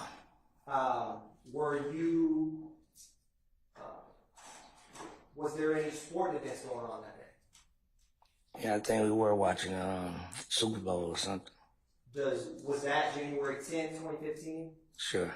And that evening, did you have any other barbers working with you? Sure. How crowded was your barbershop that day? Pretty crowded. And how did you first learn something happened? What you mean? Like what, did you see something, hear something? How did you know? Oh, I just heard something. And what did you hear? Like some firecrackers. When you first heard the firecrackers, did you hear it sound like one firecracker or multiple? Like multiple. And what was your initial reaction when you heard what sounded like firecrackers? Just somebody shooting, out there playing around with some firecrackers at first. What made you change thinking initially it was just firecrackers? Because everybody started running outside. What did you do? Did you run? Yes. I ain't run. I just laid got down on the shop. When you first heard it, were you in the spot of your barbershop that we talked about in the very back? Yes. Was there people between you and the front door of your barbershop? What you mean? Was there other people in your shop when you heard this? Sure. And did you all run towards the back of your shop? Yes. Well, we all got on the floor in my shop. Now, after that, did you ever call for help or call 911? No. Someone else did, I think. Okay. I'm going to publish what's already been admitted as 2 Yankee Alpha. I'm just going to publish a 20-second clip, Mr. Parker. Mm-hmm. It should come up in just a couple seconds.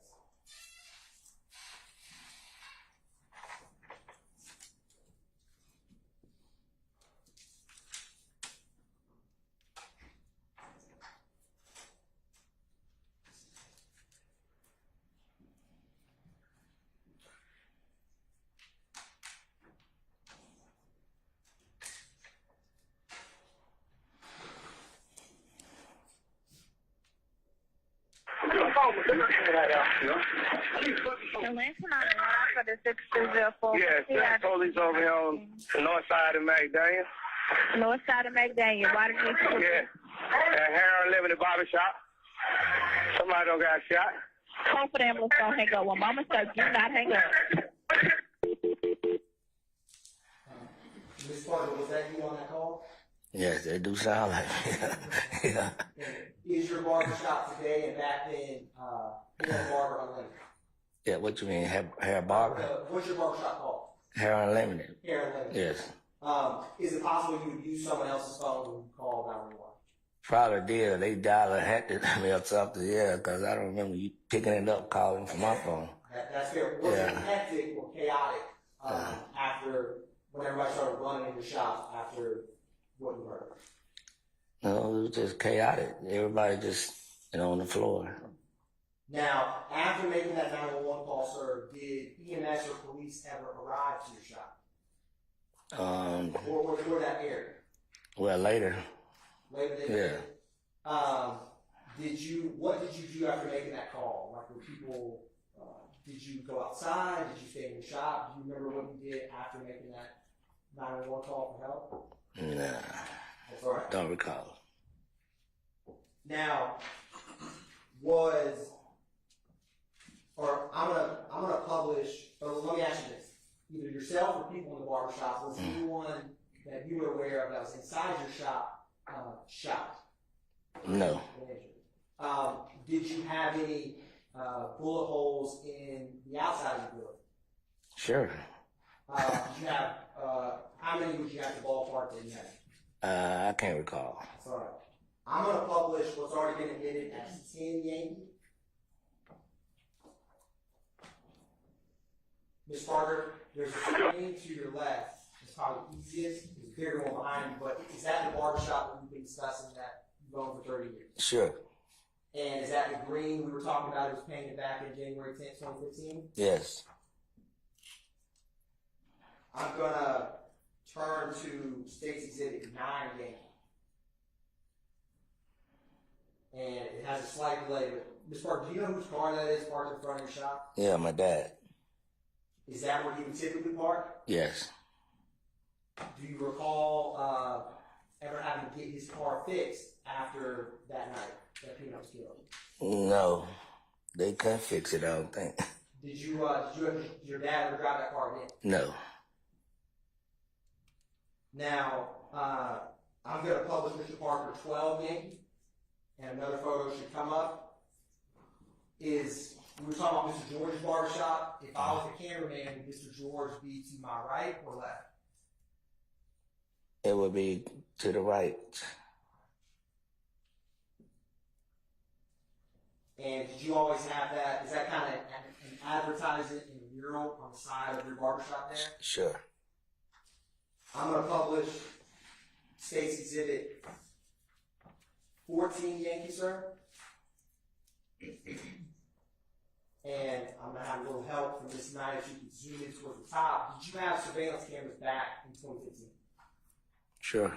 And did you, were they multiple spots outside and inside your shop? Yes. If something ever happened near your shop or outside your shop, would police ever sometimes come and try to retrieve the surveillance video? Sure. Do you recall any, or started looking at 14 while, do you see any of your surveillance cameras that you had back then in 2015? Yes. Are they, or can you, is there one on the upper left of the building and one in the middle? The one in the middle. I'm going to use, there's a stick that I couldn't find because it was right next to you. Mr. Parker, if you wouldn't mind, could you just point out where they are in this exhibit? I don't feel it. All right, that's all right, sir. Yes. I got one. If you bear with me, Okay. There's a little bit of quick technology might make this easier for us. Mm-hmm. So this red dot, if you draw or circle, it will come All up. right, right. I'm drawing it. I'm gonna try it again. Hold on. Bless you, Mr. Honor. Okay. And do you see those? Is there also some security cameras that look like they are black to the green? Yes. Now, do you have surveillance cameras on your shop all the way around? Sure. Okay. And did you have a surveillance camera inside your barber shop? Sure. I'm publishing State's Exhibit, or hold on 1 second.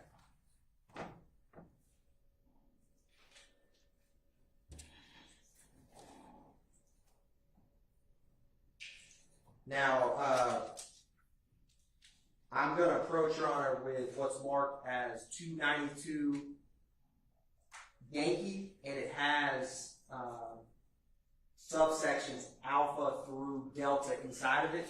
It's a physical disc. If any defense counsel want to come up, I'll explain.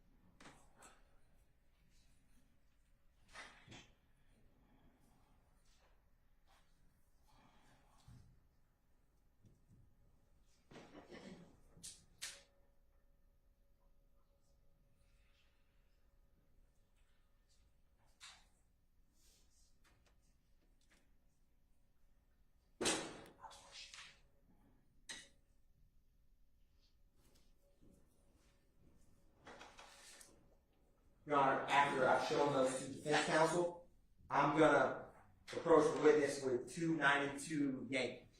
All right. Mr. Parker, I've handed you a disc labeled 292 Yankee. Do you see that? Sure. Do you recognize what's on that disc? What you mean? Have I shown you, or have you looked at or been shown what's on that disc before stepping into court? Oh, sure. And did you recognize what was on it? I ain't gonna say I recognize, I don't remember all that was on it. Did what was depicted? Did it seem like or not seem like your barbershop at 330 James Street? Yes. Sitting here presently, you don't remember how it looked back then. Is that fair? I don't remember. Oh, I'm gonna send objections to form. You can rephrase. When you looked at those surveillance cameras, is it fair to say you told me and investigator Deputy Chief Long? I'm going to object. Yes, same ground. Yes, we. So, Sustained objection. Ms. Parker, have you and me met before? Sure. And when I met you, was it at your barbershop? Sure. I met you once with Lieutenant Baker. Is that fair? Sure. And the second time was with Deputy Chief Long. I'm going to object. Sure. I'm gonna rule the objection. And when I met with you the second time with Deputy Chief Long, did I show you some videos on a computer? Sure. And after showing you those videos, did you recognize them? I don't remember. Do you remember that when me and Deputy Chief Long were there at your shop, I showed them to you and you recognized them as your barbershop surveillance videos? I'll rule the objection. You may answer, sir. I don't recall. Now, presently, today, before you got on the stand, did I show you something on the disc outside the hall? Sure. And was it me and Deputy Chief Long who had been to your shop at the time I was just talking about? Sure. And did I show you 4 videos that were on that disc? Sure.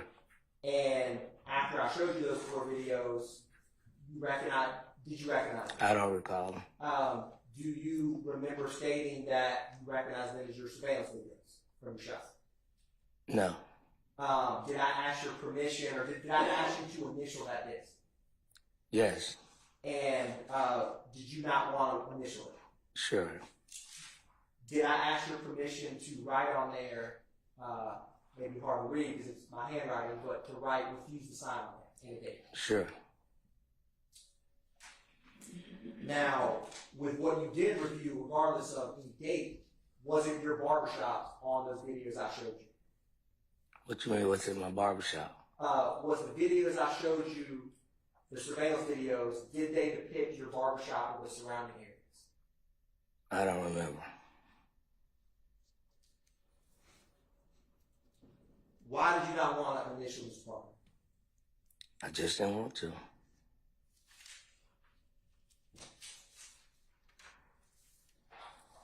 Now, when you and me met before with DC Law, did you were always upfront with me, is that fair to say? Sure. And you stressed that when in the courtroom, you may not remember or say you don't remember those videos, is that fair? Correct.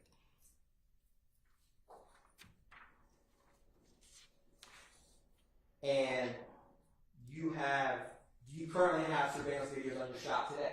Sure. Do you have more or less surveillance cameras around your shop than you did back on January 10th? I sustain the objection. Mr. Parker, I'm going to show you a couple photographs. Any defense counsel can approach is 286 Yankee through 291 Yankee.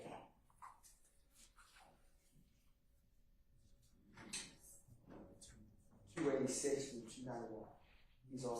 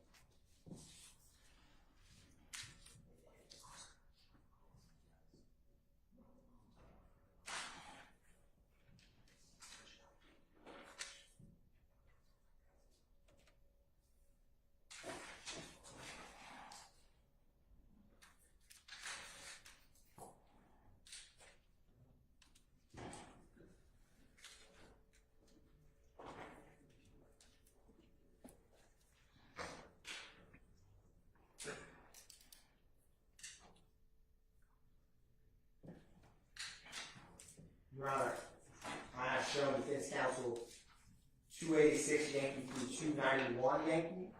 I'm going to approach the witness and hand Mr. Parker, please. Mm-hmm. Mr. Parker, if you could just take a minute and look at those, and just look up at me when you're done, sir.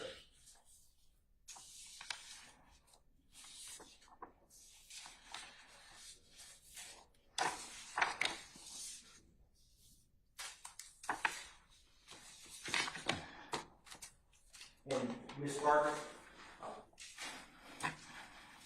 have you been able to look at those? Sure. Do you recognize those photographs? Sure. What are they? My barbershop. And are they a fair and accurate depiction of how your barbershop looks today? Sure. Your Honor, at this time, the state's going to tender into evidence State's Exhibits 286 Yankee through 291. Any objection to states 286 Yankee through 291 Yankee? Objection, Your Honor, relevance. Okay, relevance. Okay, all right. Don't need to speak anything. Anything else? Mr. Sharp, and then Mr. Adams. Sorry, he rose first, sir. Also 403. Okay, all right. Okay, I don't need any more explanation. I know what 403 is. All right, Mr. Adams. Same objection, adopt them both. I'm sustaining the objection. I'm on all three grounds. Okay, Your Honor. So, Ms. Parker, I'm going to show you another photograph. I just showed this to the defense counsel, Your Honor. It's marked 292 Yankee Echo. Ms. Parker, I'm going to show you this. And once you review that, just let me know, sir. Okay. Do you recognize anyone in 292 Yankee Echo? Sure. How do you recognize them? It's me. It's a fair and accurate depiction of how you yourself look. Yes. And do you recognize the location? Sure. Your Honor, at this time, the state's going to tender into evidence State's Exhibit 292 Yankee Echo. Any objection, Mr. Sharp? Same two objections, Your Honor. What two objections, sir? Relevance and confusion. I'm going to overrule your objection, but can you lay a little more foundation as to time and place? Yes, when, Your Honor. when the photo was taken? When the photo was taken, please.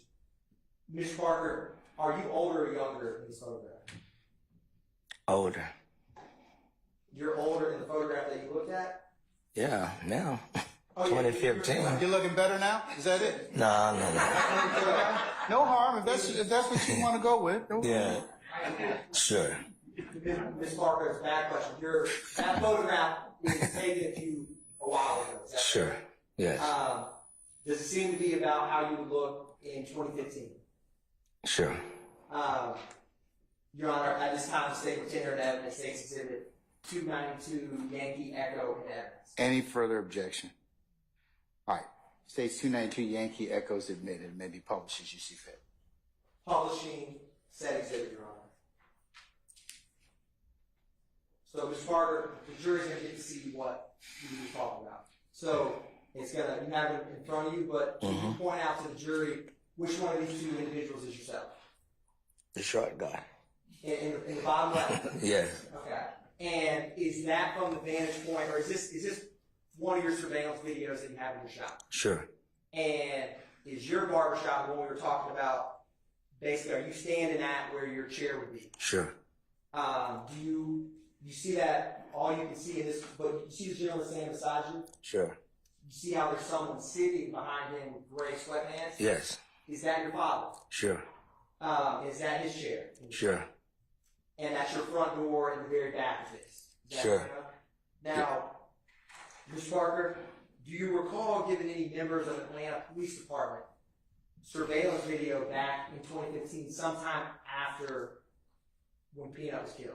Did I what now? Do you remember ever getting, at some point after Nut was killed, surveillance video from your shop? No, I don't remember that. Okay.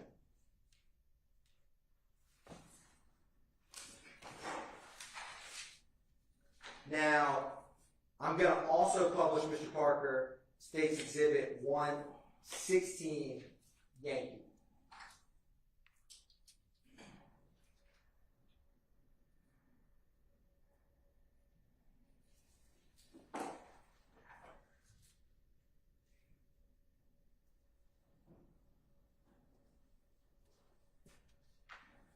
Now, Mr. Parker, is this the front of your shop? Sure. And for customers or people coming and going, is that the door that they would use, your front door? Sure. And before the night that Nut was killed, did your front door have bullet holes in it like it's depicted in this photograph? No. Did it after the night he was killed? Yes. Did you ever have to ultimately get those fixed? My dad did. Did he fix it himself? I guess he hired somebody. Publishing States Exhibit 1. Well, I'm going to go to Publishing States Exhibit 130 Yankee.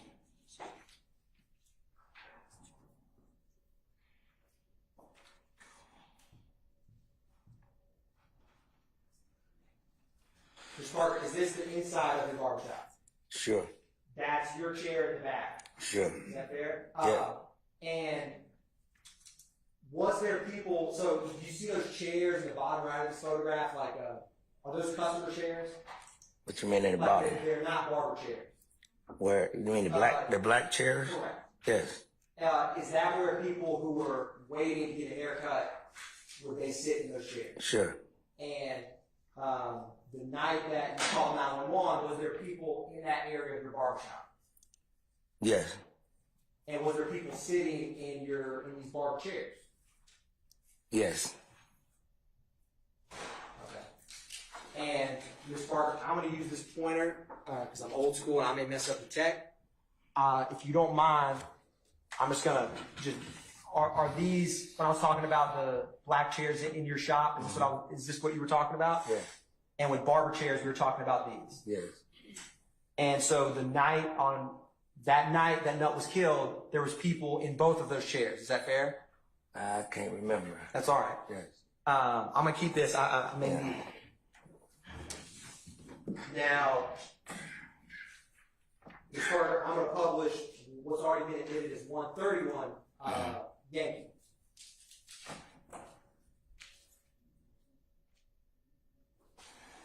And is this another view of those chairs? This is the group of chairs where guests or customers would sit. Is that fair? Sure. And this is McDaniel Street out here, right? Sure. Did any of your windows, do you remember ever having to fix any of your windows after the shooting? Sure. Do you remember which of these two you had to fix? Like, would it have been this one or this one? It'll be that one. This one? Yes. Okay. I'm going to publish States Exhibit 135 Yankee. So this other photograph, Ms. Parker, is this window we were just talking about, the one you had to get fixed? Sure. And is that the bullet hole you had to fix? Sure. Now, back then, was there a TV? Did you have any TVs in your shop? Yes. If I was sitting in one of those customer chairs, where would be the closest TV I could look? In front of you. So if I was this cameraman, would the TV be somewhere up here? Yeah, over in the corner. Okay. Now, if there ever was a big sport event planned, would you have football, baseball, basketball, something on if it was a big sport event? Sure. Right? Yes. And in this exhibit, is that your TV in the upper left corner, Ms. Parker? Or you have one in both corners? Sure. Now,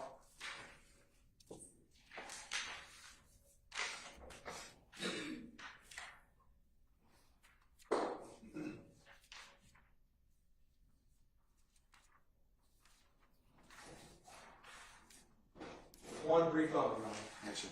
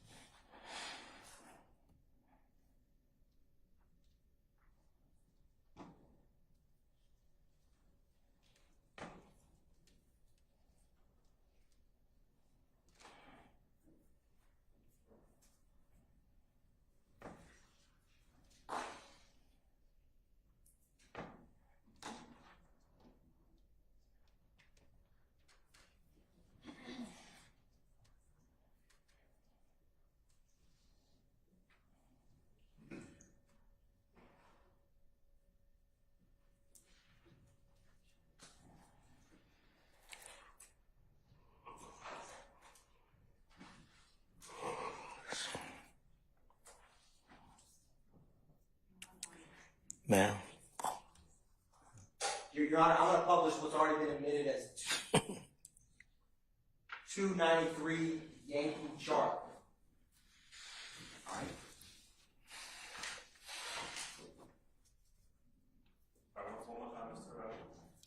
293 Yankee chart.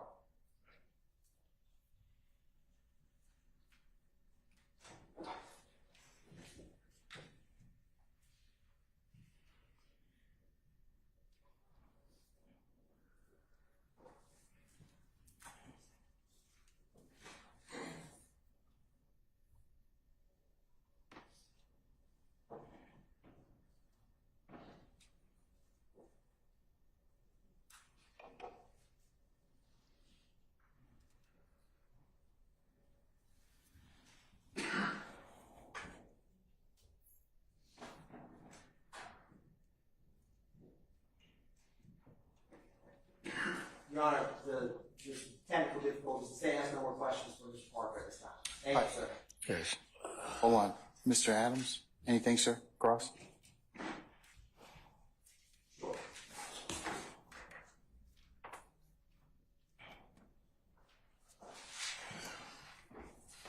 I apologize, John. I didn't hear. That's okay. That's all right. All right, Mr. Parker, good afternoon, sir. How you doing, sir? I am doing well. My name is Keith Adams. Yes. I represent Mr. Williams, the gentleman who's sitting right there. Sure. All right, you are owner or part owner of the barbershop that we've been talking about, right? Yes. Okay. And just a couple questions about what you know about what happened on the evening of January 10th, 2015, okay? Sure. You were there that night. Yes. There were other people in the barbershop, right? Yes. There was a game on. Sure. Football game. Probably wasn't a Super Bowl since it was early It was January. some, yeah. One of the playoffs, I guess? Playoff, probably, yes. Okay. All right. Probably a game where Dallas was probably losing or something like that. Okay. All right. But there were people, it was a regular evening where things were going on there in the barbershop. Sure. Right. In terms of what you saw, first you heard what sounded like firecrackers. Correct. You thought someone was outside playing with some firecrackers or something like that. Exactly. All right. But then I think I heard you say that you started to see people running. Right. Now, was that outside that you kind of saw some movement, people running, or are we talking about inside the store? Outside and then start inside. Okay. You didn't see what was going on. You heard the noise. Yeah. You saw the people running. Correct. And I think I heard you say that you hit the ground. Exactly. Okay. Other people inside kind of hit the ground as well. Yeah, took cover. Right. Did you ever go outside when, I mean, I presume things kind of subsided after a while. You stopped hearing any firecrackers or shots or anything like that? Yes. You didn't go outside, though, No. did you? Okay. It is fair to say that you heard your voice. Okay. All right, we're good. All right. You heard your voice on a 911 tape. Sure. Short, you called the police, and I think I heard you say, look, send the police. Somebody done got shot. Yeah. All right. Now you didn't actually see anyone. Yeah, they went in the shop saying somebody got shot. That's what people inside were saying. No, there were people from the outside running in my shop trying to take cover. Okay. Yeah. So that's a question. That's the question that I got for you. Yeah. Step over here and just. There's a lot of commotion. Correct. But you're not in a position to really say to the jury or to tell us really what's going on outside, just that there's shots and there's some commotion out there. Right. You didn't see what was going on before you started hearing the shots, right? Mm-hmm. No. Okay. And immediately after the shots, you didn't see what was going on out there either. Correct. You wouldn't be in a position to describe any vehicles that were outside at the time. True? No. How many vehicles were outside at the time? No. How many people were around the parking lot or the area outside? We don't know that from what you saw. Correct. Okay. It's clear that after the fact, you come to realize that there are shots that have been fired, and the barbershop had been hit by some of those shots. Correct. Okay. And there were cameras outside and inside of the shop. Sure. sometime after all of this commotion went down, the police showed up. Correct. Do you remember them coming in the store, any police officers, detectives, anyone like that, and talking to you specifically? Now they came and talked to my dad. Okay. Mm-hmm. But not you? Well, they spoke with me. Okay. Yeah. I'm going to guess that you really didn't have much to tell them other than what you just testified to a little while. Sure. Okay. In regards to the video cameras, Mm-hmm. Were they talking to your dad about getting the footage from the video camera? Sure. Or were they talking to you? My dad. Your dad. All right. Sounds like your dad was really the one who was Yeah. kind of interacting with the cops the most. Yes. Okay. The person that the prosecutor asked you about, you referred to him as Peanut or as Nut. Did you know that person is Jonathan Thomas? You know his name? No. Okay. All right. But if I heard correctly, he generally frequented the other barbershop. Yeah, Mr. George. Mr. George. Yes.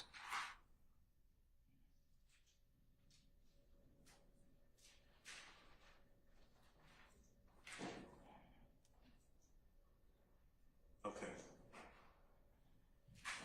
Do you know whether the police spoke to, other than you briefly and your dad, the other people who were there inside of the barbershop? You know, folks getting their hair cut up, Right. folks who were there. Did you see the police interviewing or talking to those folks as well? No, I don't remember that. Mm-hmm. How long did you stay around after all of this went down? Until it was over with. It was a crime scene, so I had to stay.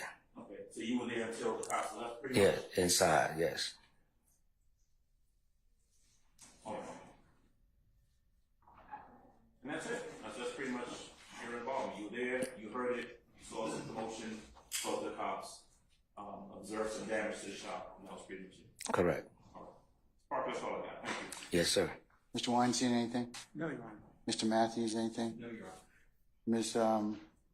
D. Williams, anything? Mr. Garner, anything? Mr. Short, anything? Mr. Short? Okay, all right. Anybody I miss? Okay, all right. State, anything further? Just very quickly, Your Honor. Mr. Parker, Mr. Adams asked you about your father and the surveillance video. Do you remember that? Yes. Is your father still with us today? No, he's deceased. Have you ever known if something happened in or around your shop, would it be usual or unusual for your dad to give some surveillance video to the police if they asked? Not all the time. Sometimes. Sometime. Thank you, Mr. Parker. Sure. Anything further? No, sir. No, thank you. All right. All right, may Mr. Parker be permanently temporarily excused as a witness? Mr. Parker may be permanently excused. Mr. Parker, I'm going to permanently excuse you as a witness. That means you can go back to your usual duties and avocation. Hope you age even younger, okay? Yeah, you come you come see me and get a haircut. I might take you up on that. My beard's getting a little long. All right, but sir, please don't discuss your testimony with anybody except the attorneys in this case, okay? Yes, sir. All right, thank you, sir. Yes, sir.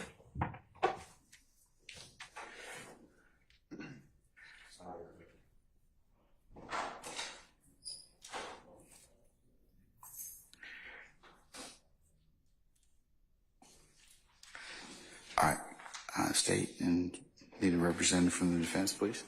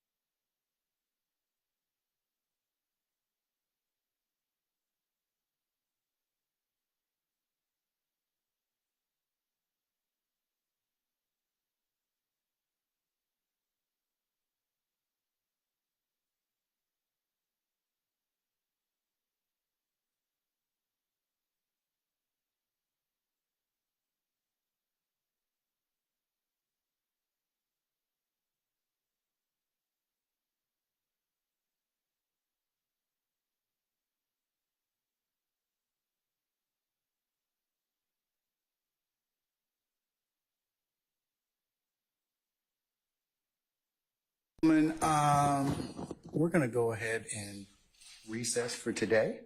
We've come to a natural stopping point. So,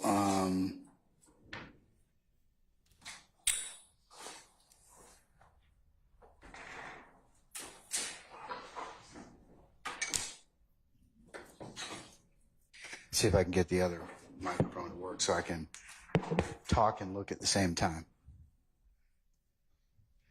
All right, ladies and gentlemen, tomorrow morning we're going to start at 12:30 for an anticipated 1 o'clock start time.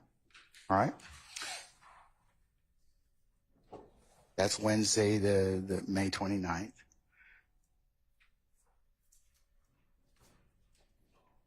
Thursday, the 30th, if you could be here for 10 o'clock, or 9:30, I'm sorry, for a 10 o'clock anticipated start time. And then Friday, the last day of the month,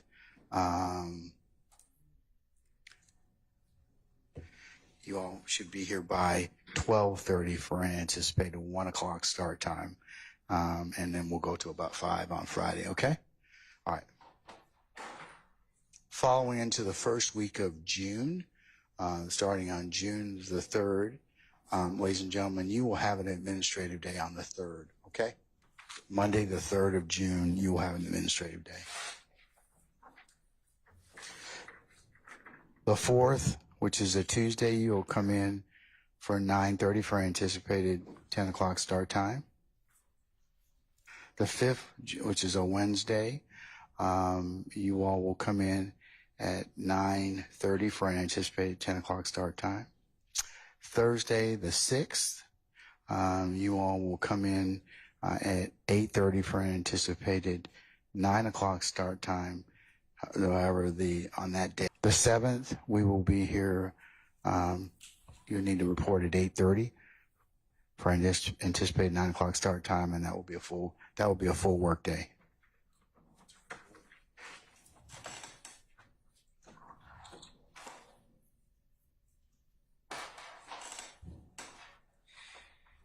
And ladies and gentlemen, I'm going to go through the 14th, but the 10th of June, 8:30 it's Monday, for anticipated 9 o'clock start time.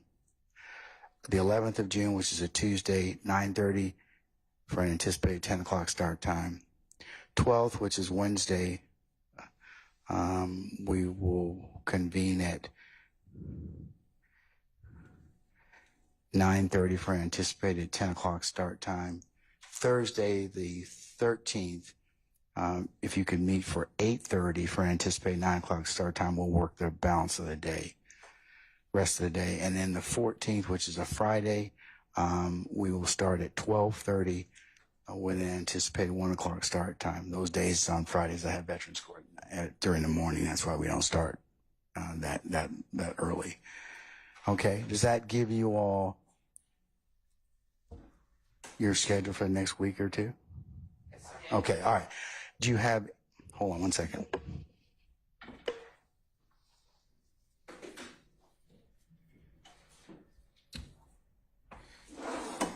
Any ministerial inquiry of me at this point in time? No. No, sir. Okay. Juror 187, can I get you to stand fast? Just a minute. But ladies and gentlemen, let's go through unless you all have some have some questions for me, let's go through the admonitions as usual. Okay, remember, as we leave this place, you are not to discuss this matter amongst yourselves in onesies and twosies with any third parties as you are going and coming, or even when you get back to your homes. Remember, if anyone should try and discuss the matter inside your presence and hearing from any media necessary, either in person or by email or other means of communication device, you need to let myself and Sergeant Ingram know immediately. Also, remember, you can only consider what is presented in the four walls of this courtroom. You are not permitted to use any outside sources, Google, any other reference materials, any other resource materials, because remember, you can only consider what's lawfully presented within the four walls of this courtroom. Remember, ladies and gentlemen, as well, You cannot go by any of the scenes that you may have learned in this particular trial, or any pictures or any other methods or means of evidence that's submitted in this trial. Also, when you go back there, remember to leave your notepads in the basket. Do not bring those outside your headquarters. You can pick them up the next morning or when we meet tomorrow, when you come in at 12:30 for an anticipated 1 o'clock start time. And ladies and gentlemen, as usual, please accept our thanks for your extreme patience and the attention that you've given to this case, and will continue to give to it. Unless you have any other inquiry of me, then we will see you tomorrow. What time? 12:30. Okay, for anticipated 1 o'clock start time, and then we'll see where the day leads us at that point. Okay. All right. Okay, ladies and gentlemen, we'll see you tomorrow. All right. All rise.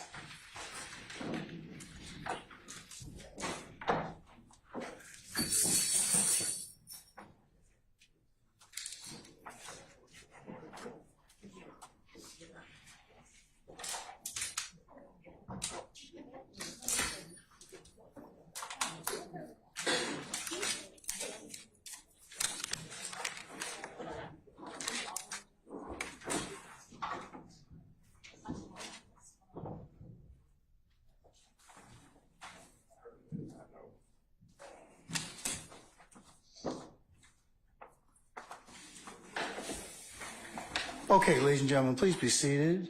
Juror 187 is remaining with us. Juror 187, good afternoon, madam. Can you use your outside voice? Can we give her the microphone, please? Sure. Thank you. All right.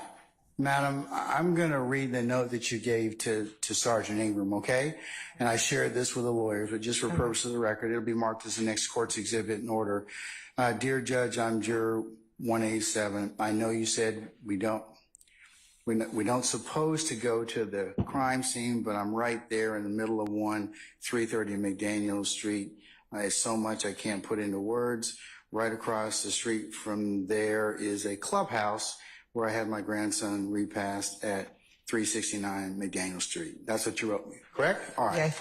Madam, just want to remind you, as we said that during the admonitions, okay, you live near there, right? So you can't help the way that you, or can you vary your route to avoid that? No. Okay, so, and that's what we want to make sure. There's nothing we can do about that, but remember not to share anything. Don't take any pictures.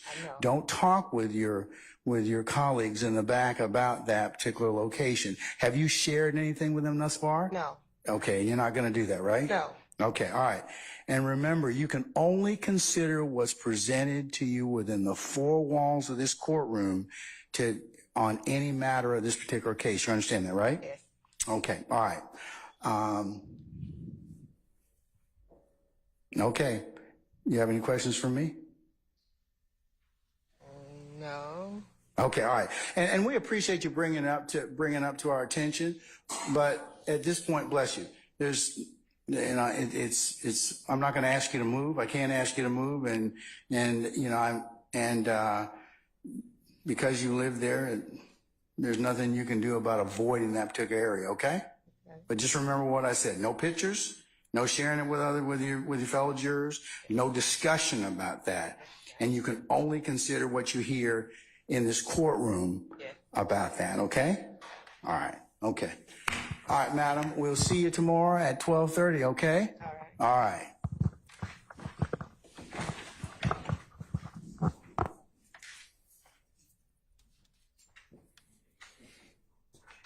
Push. You got it.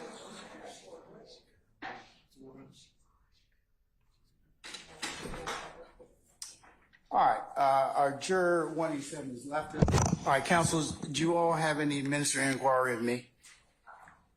Your Honor,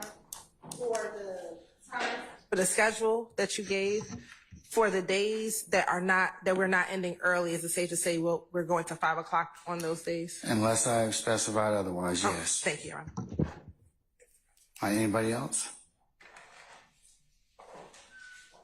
Okay, all right.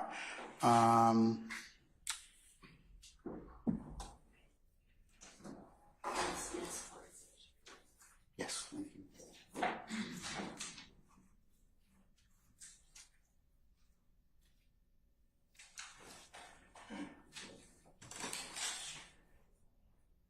Yeah, I have an administrative question to ask of the state. I had a reminder on my calendar to ask you about the IAB file for Robinson. John, we had it and we have a copy to provide to the defense. Okay. All right, so you're gonna hand that out today or what? Yes. Okay. All right.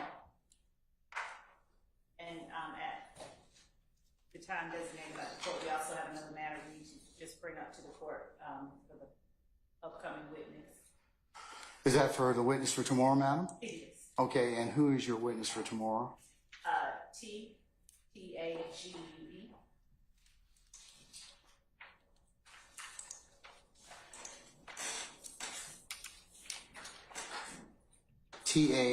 T-A-T-U-G? Echo. Alpha. G-U-E. Pronounce that for me. Teague. Teague? Yes. Okay. All right. Mr. Teague, Miss Teague? Detective, Okay. and it is a he. Okay. And he works undercover, so. Is he, who is he with? Atlanta Police. Okay, all right. Is that the extent of it? Is he an active undercover detective at this point in time? Yes. Okay. I'm sure that if Mr. Harvey were here, Mr. Gardner, he would probably object. So I'm going to assume that you have an objection as to that. Is that correct, sir? Correct. Okay, all right. And consistent with our earlier discussions, he'll be permitted to. You can audio tape him, but you're not permitted to videotape him no more. So if you just remind who's over here from the media to do that, okay? Thank you. Okay. Anything else? All right. Anything else from any defense counsel?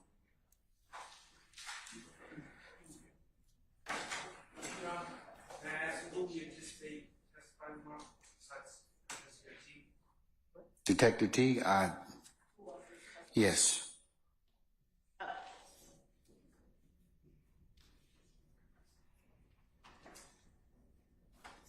Or will he fill the afternoon? He potentially could, but we have prepared a civilian, Mr. Wise, and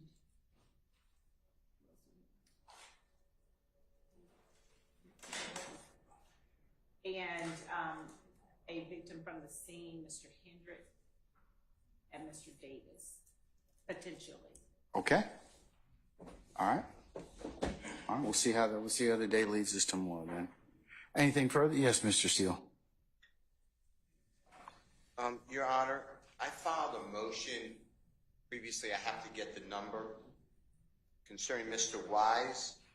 I spoke with him with District Attorney Hilton, pursuant to your court's order to make people available. He did not wish to speak with me, but he also said to me, I don't have any information. I didn't do. There's nothing that I know or saw, etc.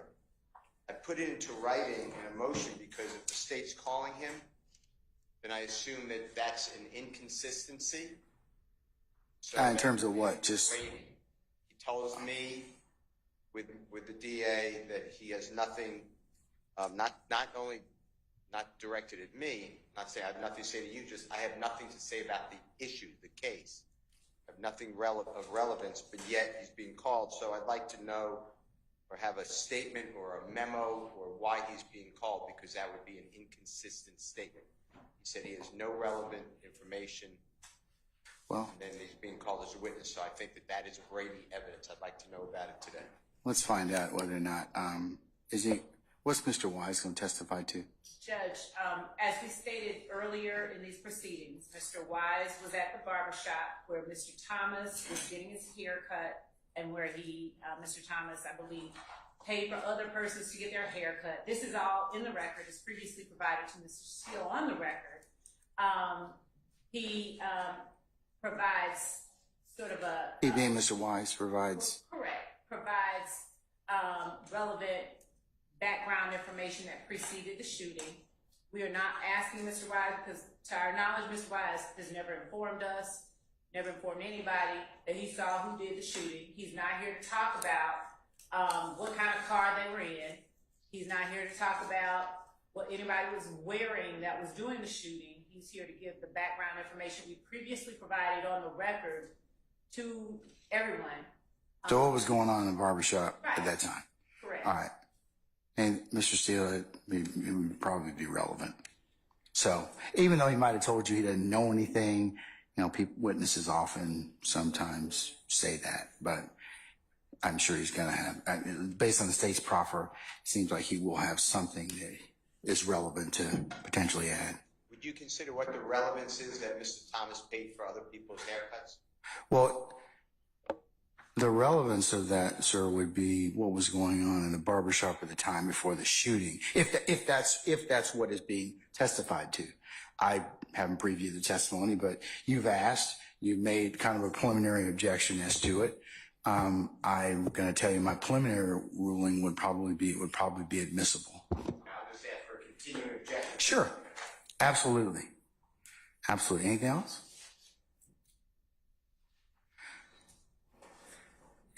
Yes? No, not. Boy, y'all getting...